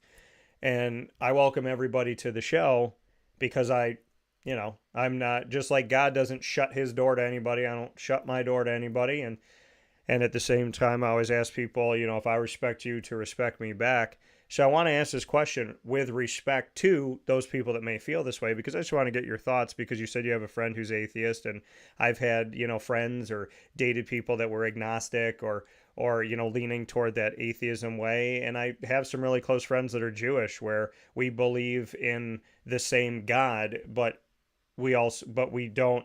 It's funny, like I say it in a joking fashion, but it's an easy way to get it across.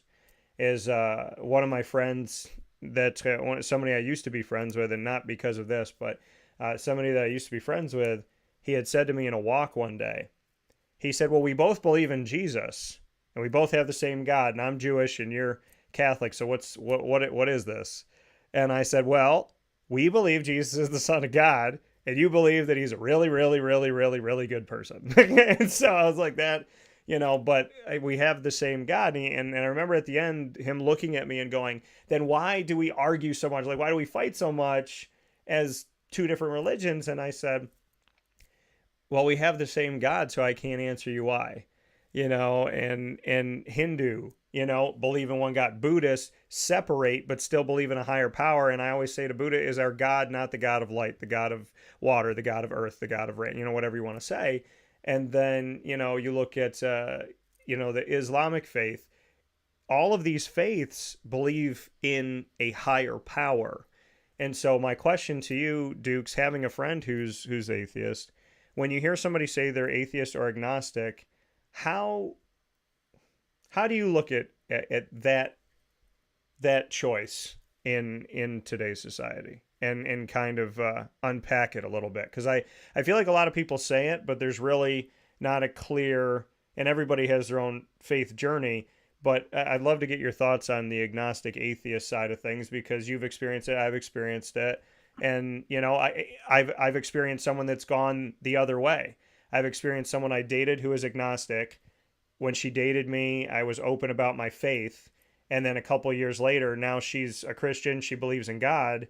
And she said to me, like, I want to thank you for what you said. Like, even though I didn't take what you were saying and pick it up at the time, like now I get it. Like now I see it. And it was nice to see that side of it. But to see somebody go from not believing to believing. But I'd love to get your thoughts on that atheism agnostic world.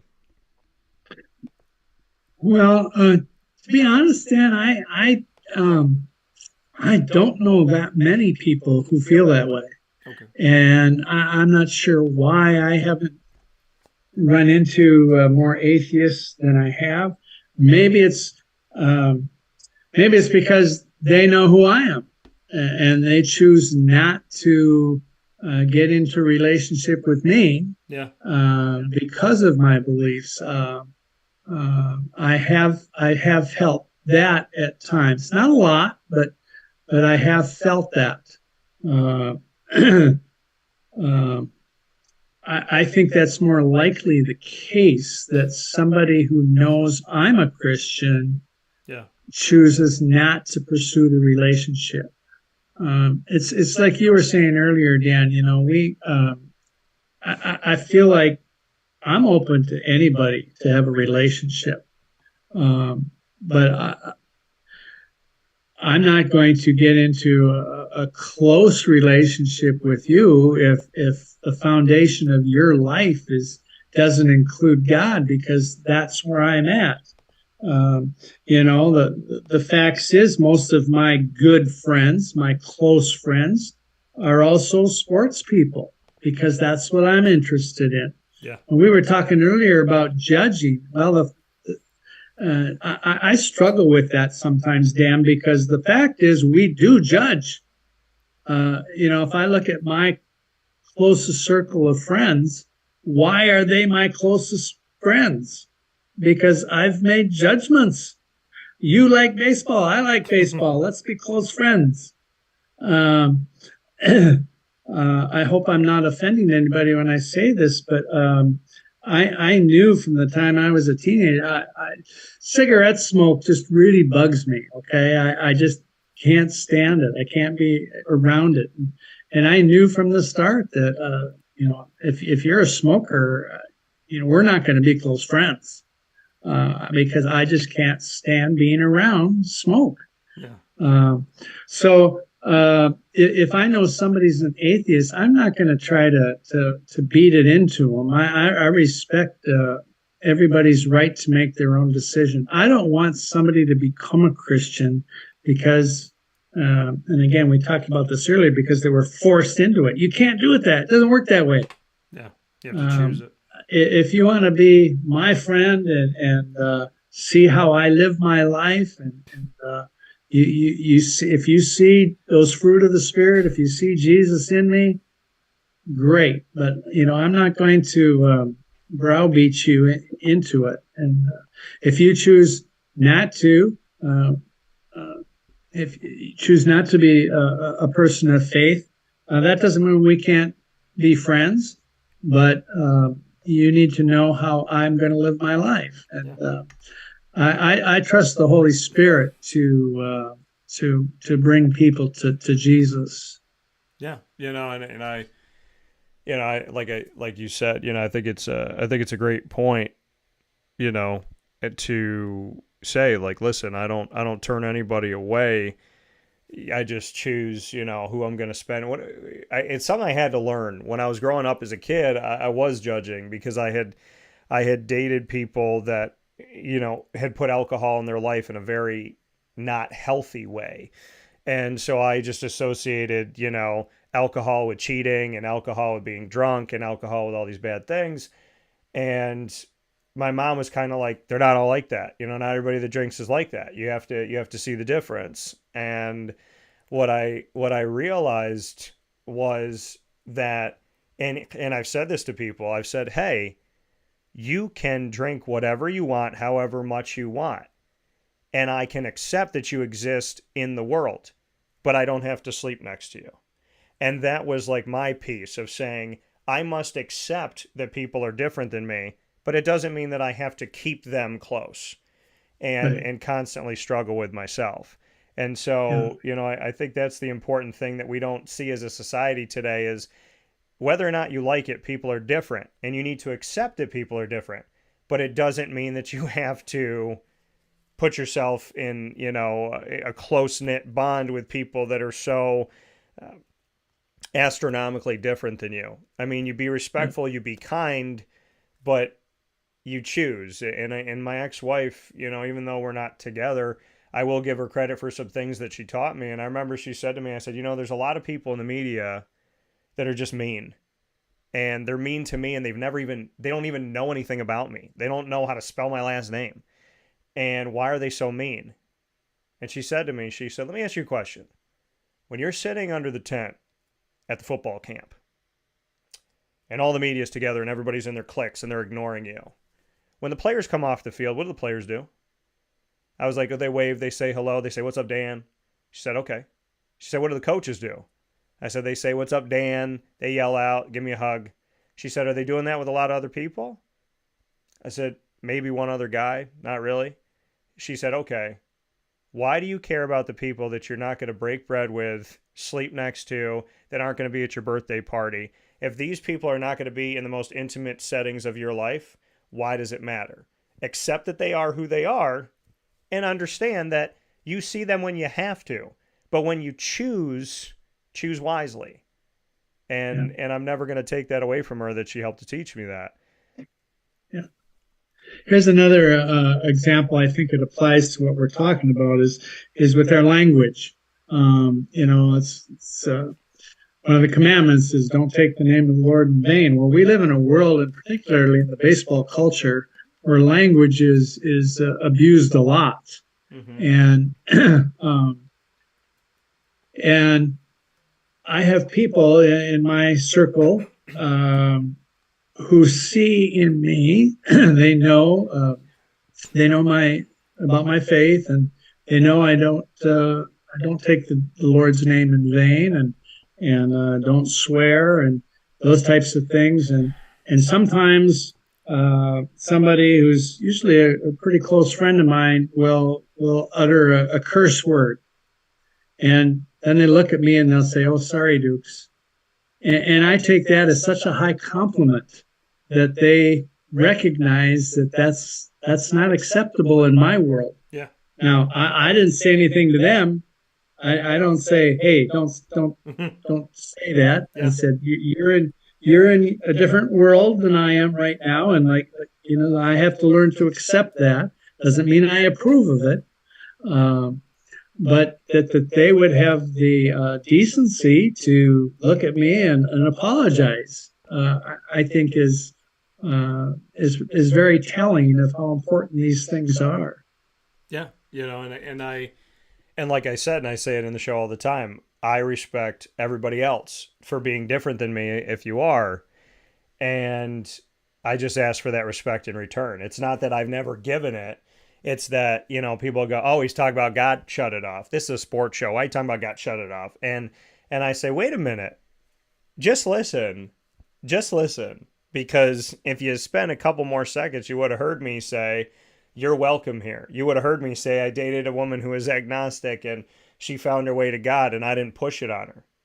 And I was totally surprised when she said it to me. We met and we sat down underneath a picnic table down in Disney Springs when it was downtown Disney.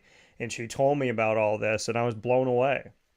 And she said, I want to thank you for what you shared with me back then. And I thought it went in one ear and out the other, and it was never forced on her. It was just a conversation. But, it's, you never know how you're going to affect people. And you never know if what you say is the last thing they're going to hear. And you never know if the last thing that they hear you say is something that rings with them. I mean, I have people in my life that have had people say some really mean things to them. 5-6 years later, it's still in their head. Like, I can't believe somebody would say this about me and attack me this way. And what I've learned about people is people do things so that they can control. And if they knew 5 or 6 years later what they said was still ringing in your head, they're winning. And so I've looked at some of the people that I love the most and I've said, hey, I know it hurt you and I understand why it hurt you. But God gave them the keys to drive their car. And you threw them your keys to drive your car. No person deserves to drive 2 cars. And nobody can logically drive 2 cars at the same time. So take your keys back through therapy, through prayer, whatever you have to do. Take your keys back because you need to start driving your own car again. And I do these segments in the hopes that somebody watching or listening can feel helped, can feel heard, and can feel appreciated. Because we all need it. Dukes has needed it. I've needed it. And, the prayers of a friend go a long way. We're going to take a step aside for a fast break. We'll be back after this to speak on, we talk about blessings and baseball. So on the baseball side of things, we'll speak on the Rays and the fact that Wander was on the show just a few weeks ago. And now I go around to sports card shops and I'm working with GG Cards and Breaks, our newest partner on Wake Up Call and Dan Tortora Broadcast Media. And I go into their middle case, their prized case of their best cards. And who's there? Wander. And there's their autographs and all this rookie cards. And they're like, you spoke with them? And I was like, yeah. So, very exciting how small the world can be. We'll talk about it right after this with Dukes on Wake Up Call with Dan Tortora. Carvel DeWitt, it's what happy tastes like. Do you know why? Because we make ice cream. Creamy, rich, flavorful ice cream. Not yogurt or iced milk like some of our competitors. Ice cream. Fresh, by hand, daily. For the calorie conscious, we have something new for you. Our new Carvelite. Same great flavor, creaminess, and texture of our regular ice cream with only 35 calories an ounce. So whether you want an ice cream cake, flying saucer, dasher, carvalanche, hard or soft ice cream, we will satisfy your craving with our fresh, handmade regular or new Carvelite ice cream. Carvel DeWitt. It's what happy tastes like. This is Jimmer Sikowski, owner-operator of Chick-fil-A Cicero, 7916 Brewerton Road in Cicero, right in front of the Home Depot. I had a deep feeling that God wanted me to do something bigger with my life and to help people, help others. We kept putting Chick-fil-A in my life, and I realized as I was going through the franchise selection process that positively impacting the lives of others was really core to what we do here at Chick-fil-A. First of all, it starts with the food. The food is brought in fresh daily, and we bring in local produce. We prepare to order in the kitchen. We hand butter chicken. We hand spin our milkshakes. It's great food. It doesn't taste like fast food. I think the second thing is the way people feel when they come in a Chick-fil-A restaurant. It's different. We try to treat people with intentional kindness here, which is very different and deeper than good customer service. And so I think it feels remarkable for most people to come in a Chick-fil-A restaurant. And then lastly, the impact that we try to have in the community is very different. It's a big part of the expectation of every operator of a Chick-fil-A restaurant is that they're actively engaged in their community, they're a leader in the community, and they're making a difference. When they realize that what we're striving to do is to shine a little light in their life, that's a very, very different experience than you will have at any other quick service restaurant. And it's that remarkable experience that I think people will emotionally connect with. The Wildcat Sports Pub in Camillus, New York is located on 3680 Milton Avenue in the Home Depot Plaza. It is your family-friendly sports bar and restaurant. Folks, some sports bars aren't family-friendly. Some family-friendly restaurants are not sports bars. The Wildcat Sports Pub in Camillus, New York is proud to be both. It is that marriage that you've been looking for years. The Wildcat Sports Pub is your home base for your sports bar and restaurant needs, games for the kids, indoor and outdoor activities, and enough things on the menu to come back every single week and get to try something new. They're open Sundays from noon to 8 p.m., Monday through Wednesday, 11 a.m. to 11 p.m., and Thursday through Saturday from 11 a.m. to midnight. For reservations and party information, call 315-487-2222 for the Wildcat family-friendly sports pub and restaurant.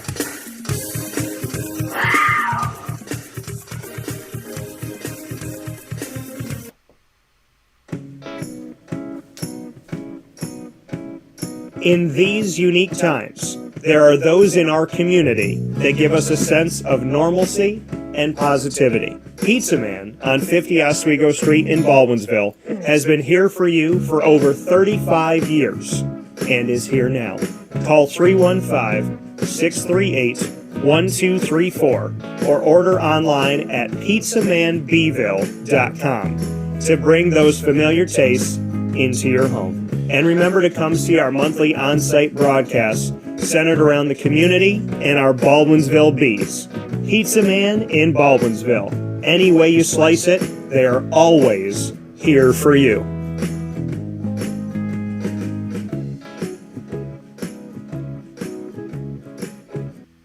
I'm George Townsend of Honda City with some good advice when buying a new car. The true cost of owning a new car is determined by the appraised value when you trade it. No vehicle appraises higher than a Honda. Next, look for low APRs and deep discounts. You also want low maintenance costs and great fuel economy. That's why my advice to you is to buy a new Honda. Looking pre-owned, visit our Honda Certified Used Car Center. Honda City, 7140 Henry Clay Boulevard, Liverpool, or HondaCity-CNY.com. It would be a pity if you don't shop at Honda City.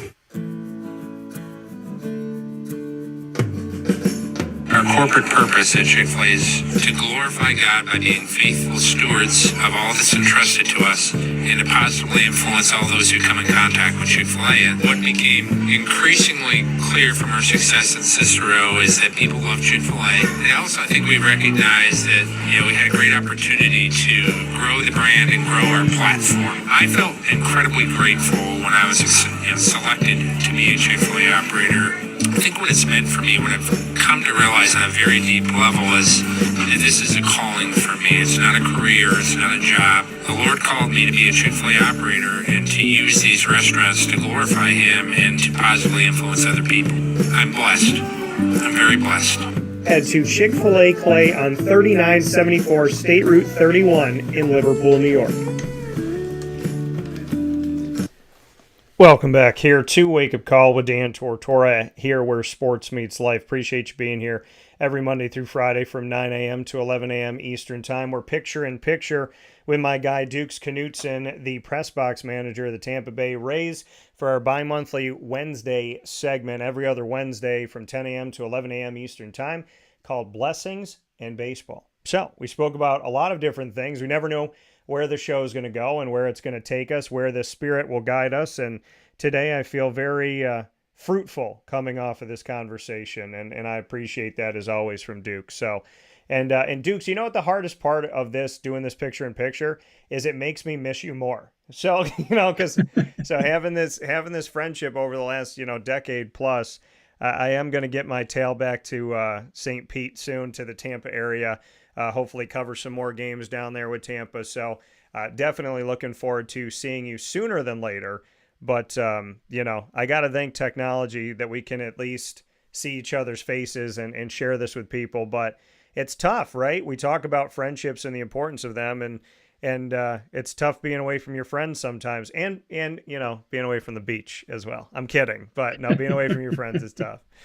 So let's get into Wander and just what type of player he is, what type of person he is, because like I said before the break, GG Cards and Breaks, our newest partner with Wake Up Call with Dan Tortora, and they have a bunch of graded Wander cards that are put in casing and beautiful and just, out there for sale, and rookie cards and all of this. And it was funny because when I had made mention of it and I said, yeah, I have my interview with him on my phone, and I said it's a bilingual interview because he speaks Spanish and this and that. And so the owner and their business partner, Josh and Anthony, were talking, and I saw Josh lean in and he's like, he talked to Wander. So I'd love to get your thoughts on him, seeing him in the building.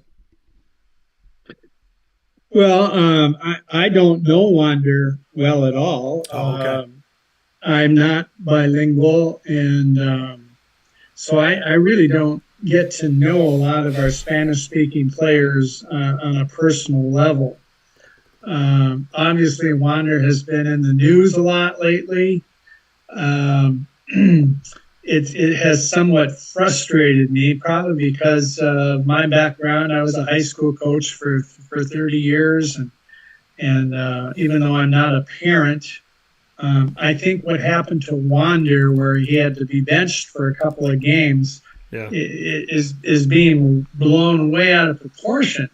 I tell people, I said, as a high school teacher and a coach, I said, I dealt with these things every single day, where somebody wasn't meeting my expectations and I had to exercise discipline.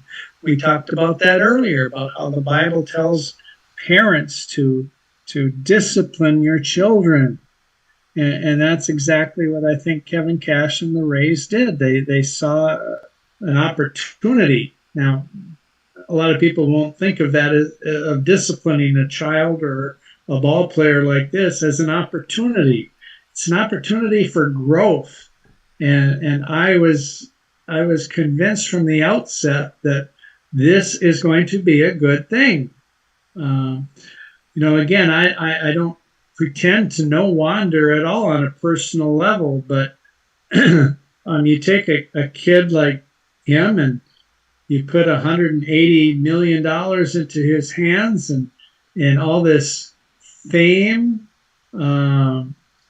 That's some tough stuff to deal with for a young man like him.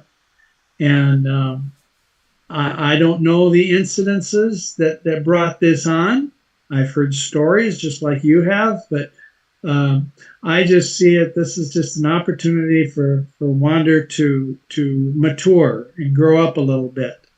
I've read comments since this has happened that I believe are encouraging, where he's accepted responsibility, and he said that he knows he needs to make some changes in his life, and that's what that benching was all about.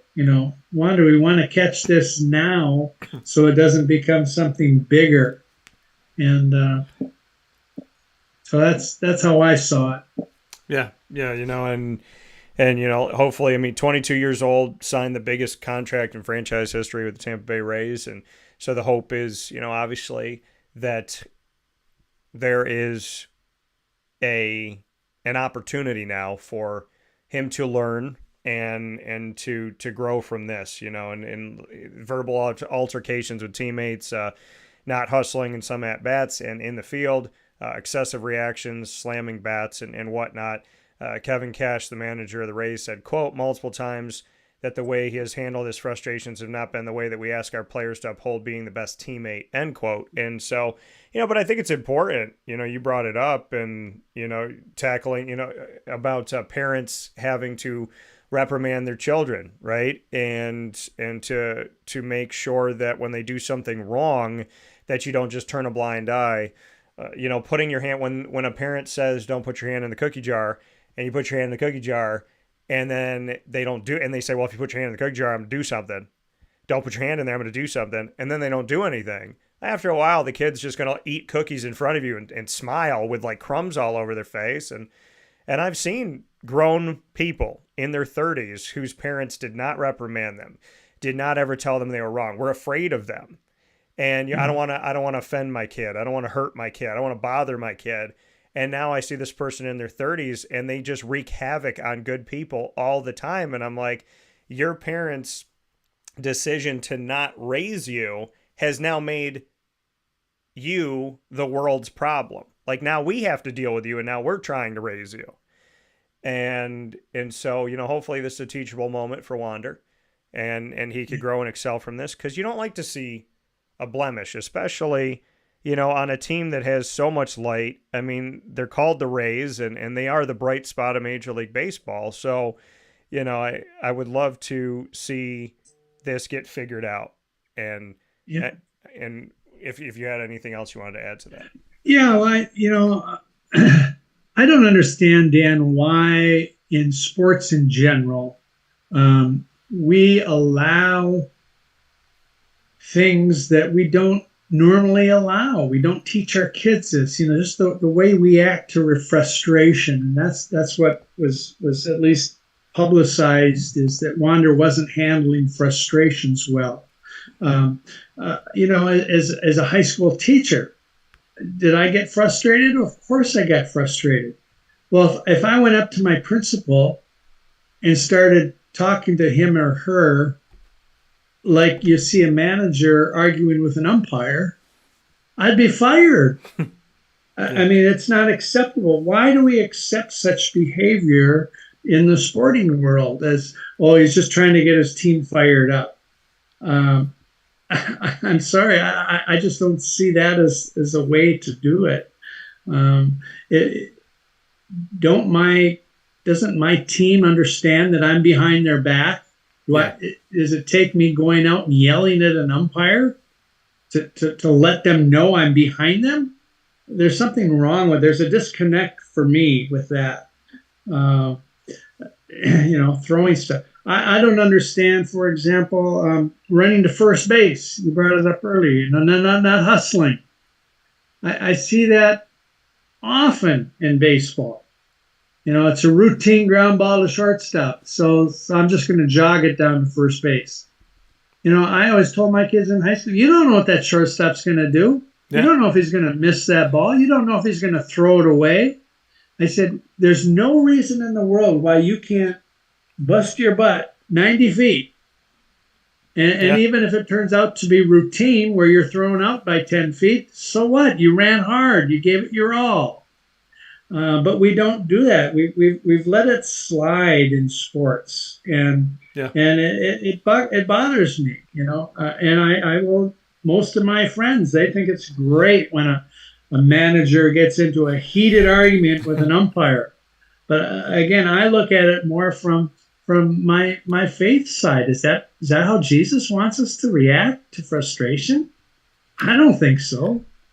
Well, and I think you brought up some good points there, and I definitely I think it's when we talk about running to first base, if we liken that to life, because what's the tagline for Wake Up Call? Where sports meets life, because sports and life parallel all the time. And so if you say to somebody on the baseball field, give me 100% effort sometimes. What does that mean? Give me all you got sometimes. And that's, if I'm running to first, let me tell you this. If I made it to the majors in baseball, now I wasn't a good baseball player. I'm a basketball player. And I could play basketball. But baseball, I struggled. And if I was in the majors right now in baseball, I would be running and sliding to first if I have to, because you do what you can. And there's certain players that could get to first base. Even in a routine performance, they could still get there in the photo finish. And to me, it's like, why wouldn't you try? So I just, when you said what you said, it made me think of that quote. Give me everything you got sometimes, because that doesn't make any sense at all. And I will say, going off of what you said, if you went up and you talk to the, like, let's say you're a parent, you talk to a principal, you start screaming in their face, and you're getting in their face, you're pointing your finger in their face, you're red in the face, you're spitting on them, you're swearing and F-bomb this and all this stuff. I think about Syracuse a couple seasons ago. We had a player on the team. He knows who he is, and when him and I talked about this, so I'm not going to sit here and yell his name out, but I was at a game, and it was during COVID, and there's cameras everywhere. There was no fans. There's just the media and the players and us. So you could hear everything. Mm-hmm. And this guy went to the sideline, took his helmet off, slammed it down on the ground, and he screams out the F word. And I remember looking down on the field and going, at what point in your life do you do something like that and not regret it? And not, I mean, even if you're frustrated, even if I understood, I can honestly tell you without doubt, as a total blanket policy, to scream, to scream, to say the F word, or to throw something, 100% of the time is wrong. And it doesn't matter what it's about, it's wrong. Because even when you're right, you look wrong. Because, you think about it. You could be in a Walmart parking lot fighting with your spouse, and they just cheated on you. But if somebody walks by and you throw the keys at them and you scream the F-bomb and you're yelling at the top of your lungs, no matter what that person did to you, the person walking by you is going, wow, that person lacks self-control. That person lacks the ability to pull back, kindness, even in the face of adversity. Kindness is easy when life is easy, but kindness in adversity. I had somebody treat me very poorly a few weeks ago when I was down in Florida, and I sat next to them on the couch, and I calmly said, this is how I feel about how you acted. I didn't appreciate this, and I'd love to discuss this. I was calm. And before that conversation, when I had started the conversation, I said it, and their response was an immediate attack back on me. I said, hey, you said something that really hurt my feelings. I'd love to discuss it, and I'd love to calmly discuss it. And they looked me dead in the face, and they said, well, you're not perfect either. I got a long list of things I don't like about you. and I said, if this is how you react to me trying to help us as a team, if I'm trying to help our team and you're trying to attack me personally, this is not going to work out. Because you're making a personal attack, and I tell people this all the time in friendships, in family, and in romantic relationships, and in business partnerships. You can have a discussion, or you can have a fight. That person sought a fight. I'm better than you. I got a lot of problems with you. You, I'm going to fight. And mine was, hey, how do we make the team better? How do we make a group, like the two of us, better? And their response to me was, oh, you don't like something about me? Well, sit back. I'm about to throw you a laundry list of things I don't like about you. Right. And I think it's really important to see the discussion versus the fight, because there's growing in that. There's growing in teams in that. There's growing in business in that. And Dukes, I'm sure you've experienced it. There's people that when tensions run high, they want to personally attack, and there's people that want to have a discussion. But going back to what we talked about with Wander or with anybody, yelling, swearing, throwing things never looks good. No, but again, the baseball culture seems to have accepted that. And that kind of goes back to, I think I mentioned the last time we were on. I mean, that's life. Everybody's going to make a choice here. You're going to live life the world's way, or you're going to live life God's way. Yeah. And those are very often in conflict with each other. And so you got to make a choice. And you and I have made our choice. And everybody who's listening right now, they have to make their choices. And it might not be the same. They may not make the same choice we've made. But you got to make a choice. So before we wrap up here today, really quick, want to jump into this. As we pass the midpoint of the season, 162 regular season games, we passed the 81 mark for the Tampa Bay Rays. How fast does and for a lot of teams out there, how fast does the first half of the season seem to go by for you, Dukes? After all these years, do you feel like you blink and it's gone? And how do you assess the best team in baseball through the first half of the season? Well, first of all, when you get to my age, Dan, every day goes fast. It's amazing how fast life goes. And so, yeah, the first half of this season has sped by. Obviously, the Rays had such a quick start to this year. They're still playing good baseball. Yeah. But it's not as good as it was at the start of the year. Obviously, we just had a homestand 3-3. We started a road trip last night. We're 0-1. So it's going to be an exciting second half, and there's going to be some good baseball races going on in really all the divisions. But it's interesting. It seems like the Rays have been at the top of the heap from day one. But man, I mean, we're only 4 games ahead of Baltimore. I mean, that's not a huge lead at this stage. So yeah, I really don't count even some of the teams that have not been playing up to their standards. You know, I look at a San Diego and a St. Louis, and I'm not counting them out yet. They're capable of getting hot too and closing those gaps. The Yankees, you know, to be honest, in the American League East, I give a lot of credit to Boston. I mean, nobody picked them to do much this year, but they're playing some pretty good baseball. They're not totally out of it yet either. So yeah, it's going to be fun this second half. Looking forward to it. So, final point here, Major League Baseball in general, at the time we're talking right around the midpoint for some of these teams like the Rays, other teams almost at the midpoint of the 81 games in the first half of the season. In the American League East, the Rays lead, Orioles second, Central Twins lead, Guardians second, West Rangers lead, Angels second, who have shot up here. In the National League, the Braves lead the East, the Marlins are second. In the Central, the National League, it's Reds leading that by a half a game at the time we're talking, followed by the Brewers. And in the West of the National League, the Arizona Diamondbacks lead the Giants, and the Dodgers are in third place. What's been the biggest positive surprise for you when I mentioned the leaders of each division? Who's been the biggest positive surprise, and who's been the biggest surprise? Oh, that's a tough question. I guess off the top of my head, I'd probably say Arizona. You know, we can only go by what we hear and read in the media.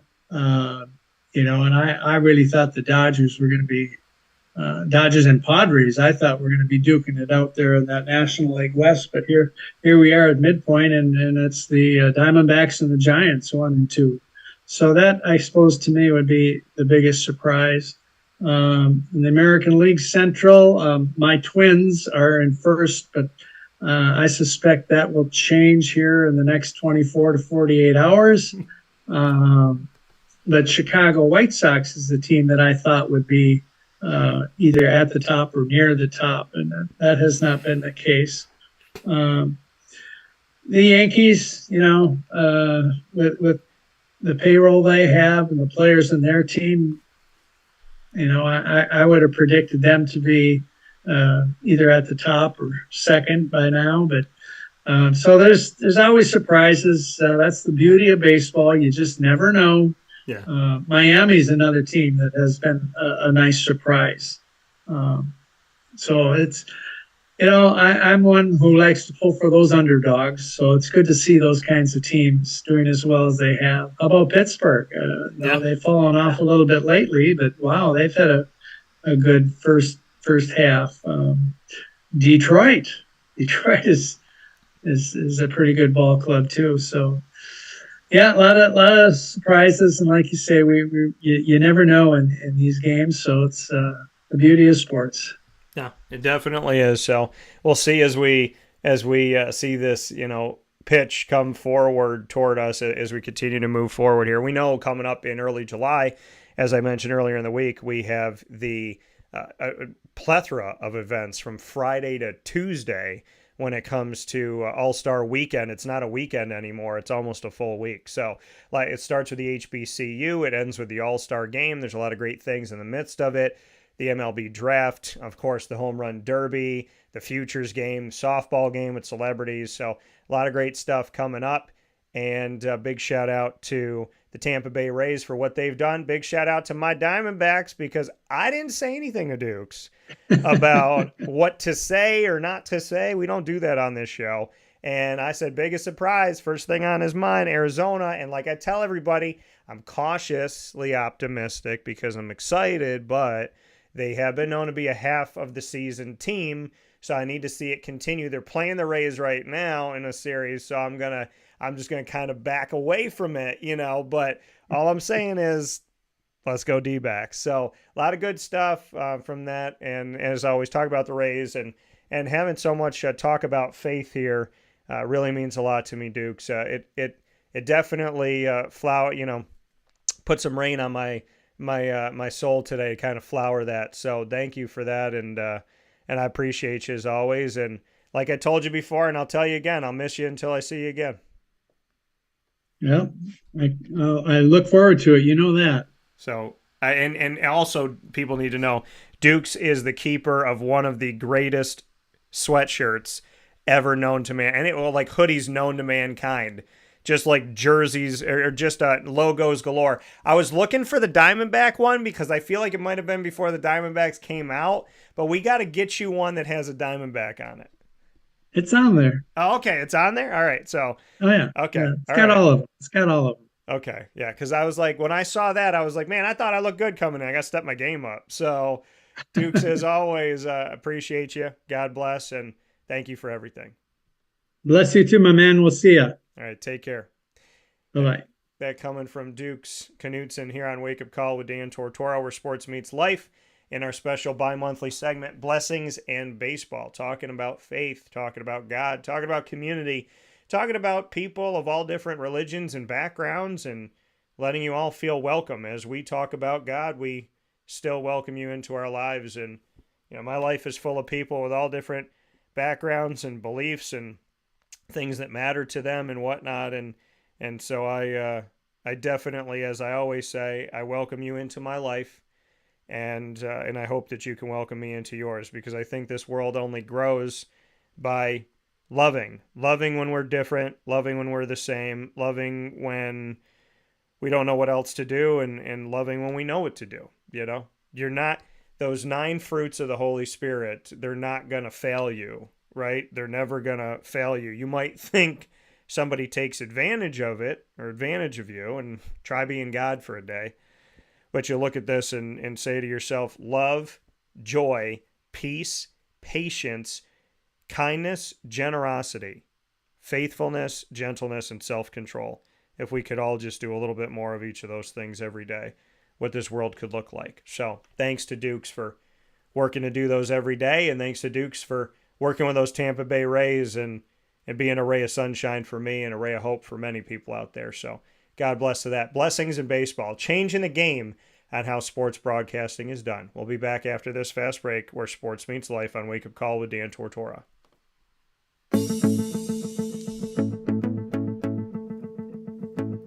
Avicoli's, located on the corner of Route 57 and Wetzel Road in Liverpool, New York, has been your trusted neighbor for decades. Located just steps from Liverpool High School, we're happy to have the Liverpool Warriors on-site, on-location broadcast at Avicoli's through Wake Up Call with Dan Tortora every single month, featuring student athletes, coaches, and administration throughout the year from Liverpool High School. Head out to Avicoli's today on the corner of Route 57 and Wetzel Road in Liverpool, New York, open Tuesday through Sunday for lunch, dinner, and drinks. We'd love to see you out there. And of course, you can call them at 315-622-5100 for takeout, delivery, and catering. That's 315-622-5100. And also find them on myavicolis.com. That's myavicollis.com.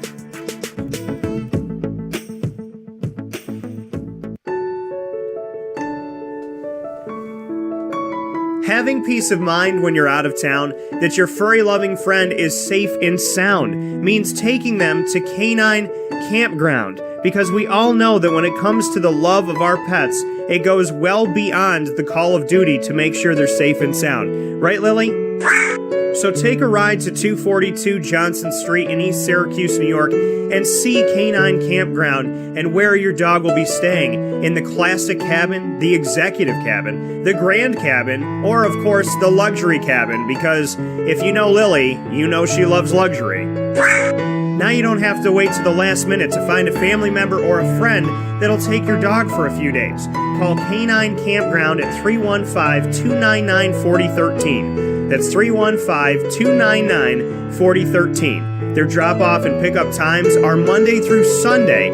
Check K9campground.com for more information. That's the letter K, the number 9, and campground spelled with a K.com. K9campground.com. When you're going out of town, bring your dog to Canine Campground.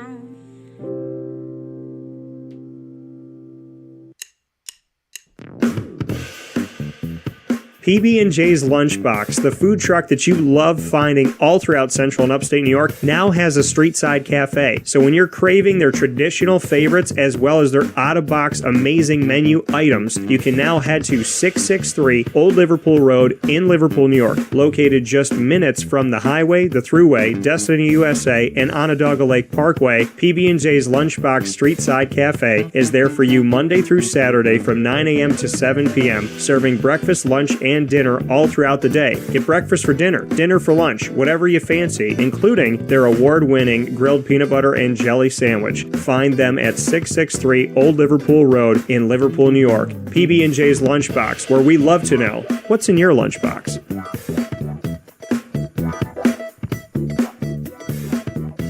This is a special message from 317 at Montgomery restaurant owner Joel Carpenter. Open Tuesday through Saturday for your dining pleasure on 317 Montgomery Street in Syracuse, New York. We wanted to be a part of the resurgence of Syracuse. We saw a lot of money being put into bringing people back downtown and thought that, we'd like to be a part of that.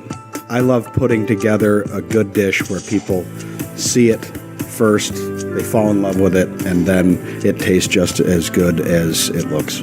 We want to provide the best food in Syracuse that we possibly can, and we want you to leave here talking to your family, your friends about what you had to eat first and foremost, but also our service, and to walk out feeling like you're part of our family. I work out in the front of the house a lot, and I love walking to every single table, asking them how everything is, and people looking at me and smiling and saying, this is the most amazing short rib I've ever had. This is the most amazing filet I've ever had. And Donna is great. Sarah's amazing. Thank you for coming over and talking to us. And them just being truly happy for the experience that they've gotten. 317 at Montgomery Restaurant, part of the fabric of downtown Syracuse, located on 317 Montgomery Street in Syracuse, New York. Open Tuesday through Saturday for a unique and memorable dining experience.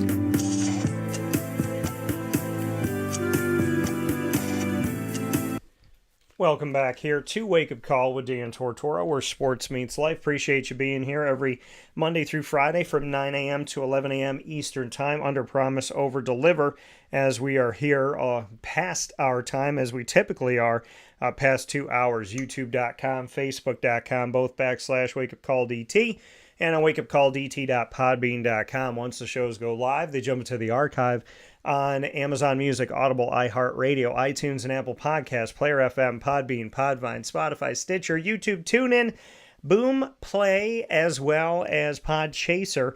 All you have to do on any one of these fantastic podcasting platforms is search Wake Up Call with Dan Tortora, or one word, Wake Up Call DT. Big thanks to our incredible partners, Carvel DeWitt, where you can get the exclusive Sunday in connection to the LeMoyne College Dolphins, the official Dolphin Sunday there. The DT Dolphin is available for you today and every day of the week and all throughout the year. Today is Wednesday, and Wednesday is Sunday. Buy one, get one for Sunday. So go and get a DT Dolphin with your friend, your spouse, your girlfriend, your boyfriend, your brother, sister, coworker, colleague, teammate. Head off right now and get yourself a double dose of the DT Dolphin. Say that 10 times fast. over at Carvel DeWitt, 4322 East Genesee Street in DeWitt, New York. The official Dolphin Sunday is at Carvel DeWitt. The Wildcat Sports Pub, PB&J's Lunchbox, Chick-fil-A Cicero, and Chick-fil-A Clay. Great Lakes Honda City, Chick-fil-A Watertown, Avicoli's, Canine Camp Dog Daycare, Ma and Pa's Kettle Corn and Popcorn Factory, 317 at Montgomery Street. The name of the restaurant is the name of the location. And our series Downtown with Dan is exclusively filmed with 317 at Montgomery Street, on site, on location, with their fantastic food items. And they do change their menu throughout the year. So when you see something you like, when I'm taste testing it and you say, oh my goodness, that looks incredible, I got to try it out. Well, you got to get over there. When you see that video go up, I suggest you make a reservation so you don't miss out on the awesome food opportunities at 317 at Montgomery Street. We got a new Downtown with Dan that's going to be airing this week. Canine Campground Dog Boarding, Pizza Man, and of course, Mother's Cupboard, the home of my spin on the breakfast sandwich. You can get it Monday through Sunday, 7 days a week, from 6 a.m. to 1:30 p.m. on 3709 James Street in Syracuse, New York. It's called the Cuse McMother. It's a bacon, egg, and cheese sandwich inside of 2 pieces of French toast. You can cut it up and eat it with syrup, or pick it up and eat it like a sandwich. And the newest food challenge is the Cuse McMother Challenge, and that challenge is between myself, a.k.a. the creator, and Pete Green, a.k.a. the owner. So the creator versus the owner food challenge on site, on location at Mother's Cupboard. Go and watch that video today. It's on youtube.com/wakeupcalldt and on our social media. So check it out and go try it for yourself. The Cuse McMother spin on the breakfast sandwich, available only at Mother's Cupboard.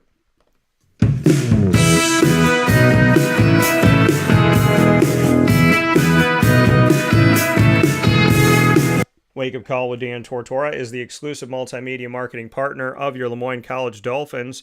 It's fins up every single month on Wake Up Call, with AD and DT coming to you on the first and third Wednesday of each month at 9 a.m. Eastern Time, and the Dolphin Dive coming to you on the second and fourth Wednesday of each month. And you can find that telling the stories of coaches, administration, future Dolphins, alumni, and student athletes. The Dolphin Dive series, The Road to D1, are the coaches, the head coaches, speaking on the move from Division II to Division I, which is coming up here this July 1st. And so you can go back and watch my series with a bunch of the coaches on the heights at LeMoyne College, and more to come, which I'm very much looking forward to. All of our content with the Dolphins is on the LeMoyne tab of wakeupcalldt.com. You can also subscribe to our YouTube channel to get all of our Dolphin content, youtube.com/wakeupcalldt. For more information on your Dolphins, go to LeMoyneDolphins.com. And as always, fins up.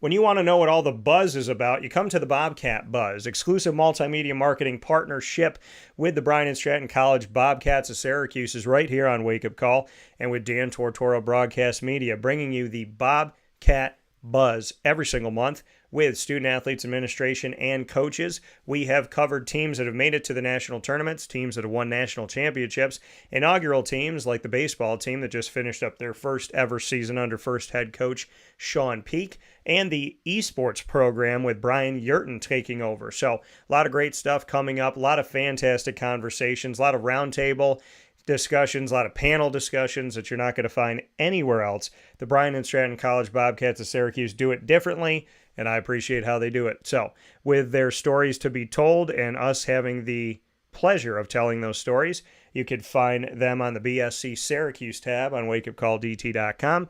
Subscribe to youtube.com/wakeupcalldt to pick up all of our Bobcat Buzz stories. And of course, for more information, go to syracuse.bscbobcats.com. As always, go Bobcats. I want to give a special thank you today, inside of Ma and Pa's Popcorn.com's What's Poppin', to my fantastic guests, starting with Bob Beretta, the athletics director at LeMoyne College, and my good friend Dukes Knutson, the Pressbox manager for the Tampa Bay Rays, spreading faith, positivity, being very candid, open, honest, and true, and giving us positive vibes and good vibes at our midweek. I'm grateful. I'm grateful to have a show where we could talk about faith, we can talk about sports and life and different things that we've learned and realized and appreciated and grown from. It's just a different show. And I hope that you tell your family, friends, coworkers, and colleagues to come hang out with us Monday through Friday from 9 a.m. to 11 a.m. Eastern Time, and during our special broadcasts like we did last night with the Liverpool Leadership Lounge on site at Avicoles. We're at Avicoles every month with Liverpool High School and the Warriors programs. You don't want to miss the show that we did last night. You can go back and watch it on youtube.com/wakeupcalldt, featuring Superintendent of Schools for Liverpool Central School District, Dan Henner, and Liverpool High School Athletics Director, Ari Lieberman. So make sure you go check those out. Thanks to Bob. Thanks to Dukes again. Thank you to you. Facebook at WakeUpCallDT, Twitter at CallDT, Instagram at WakeUpCall_DT, and, as always, God bless. No stress.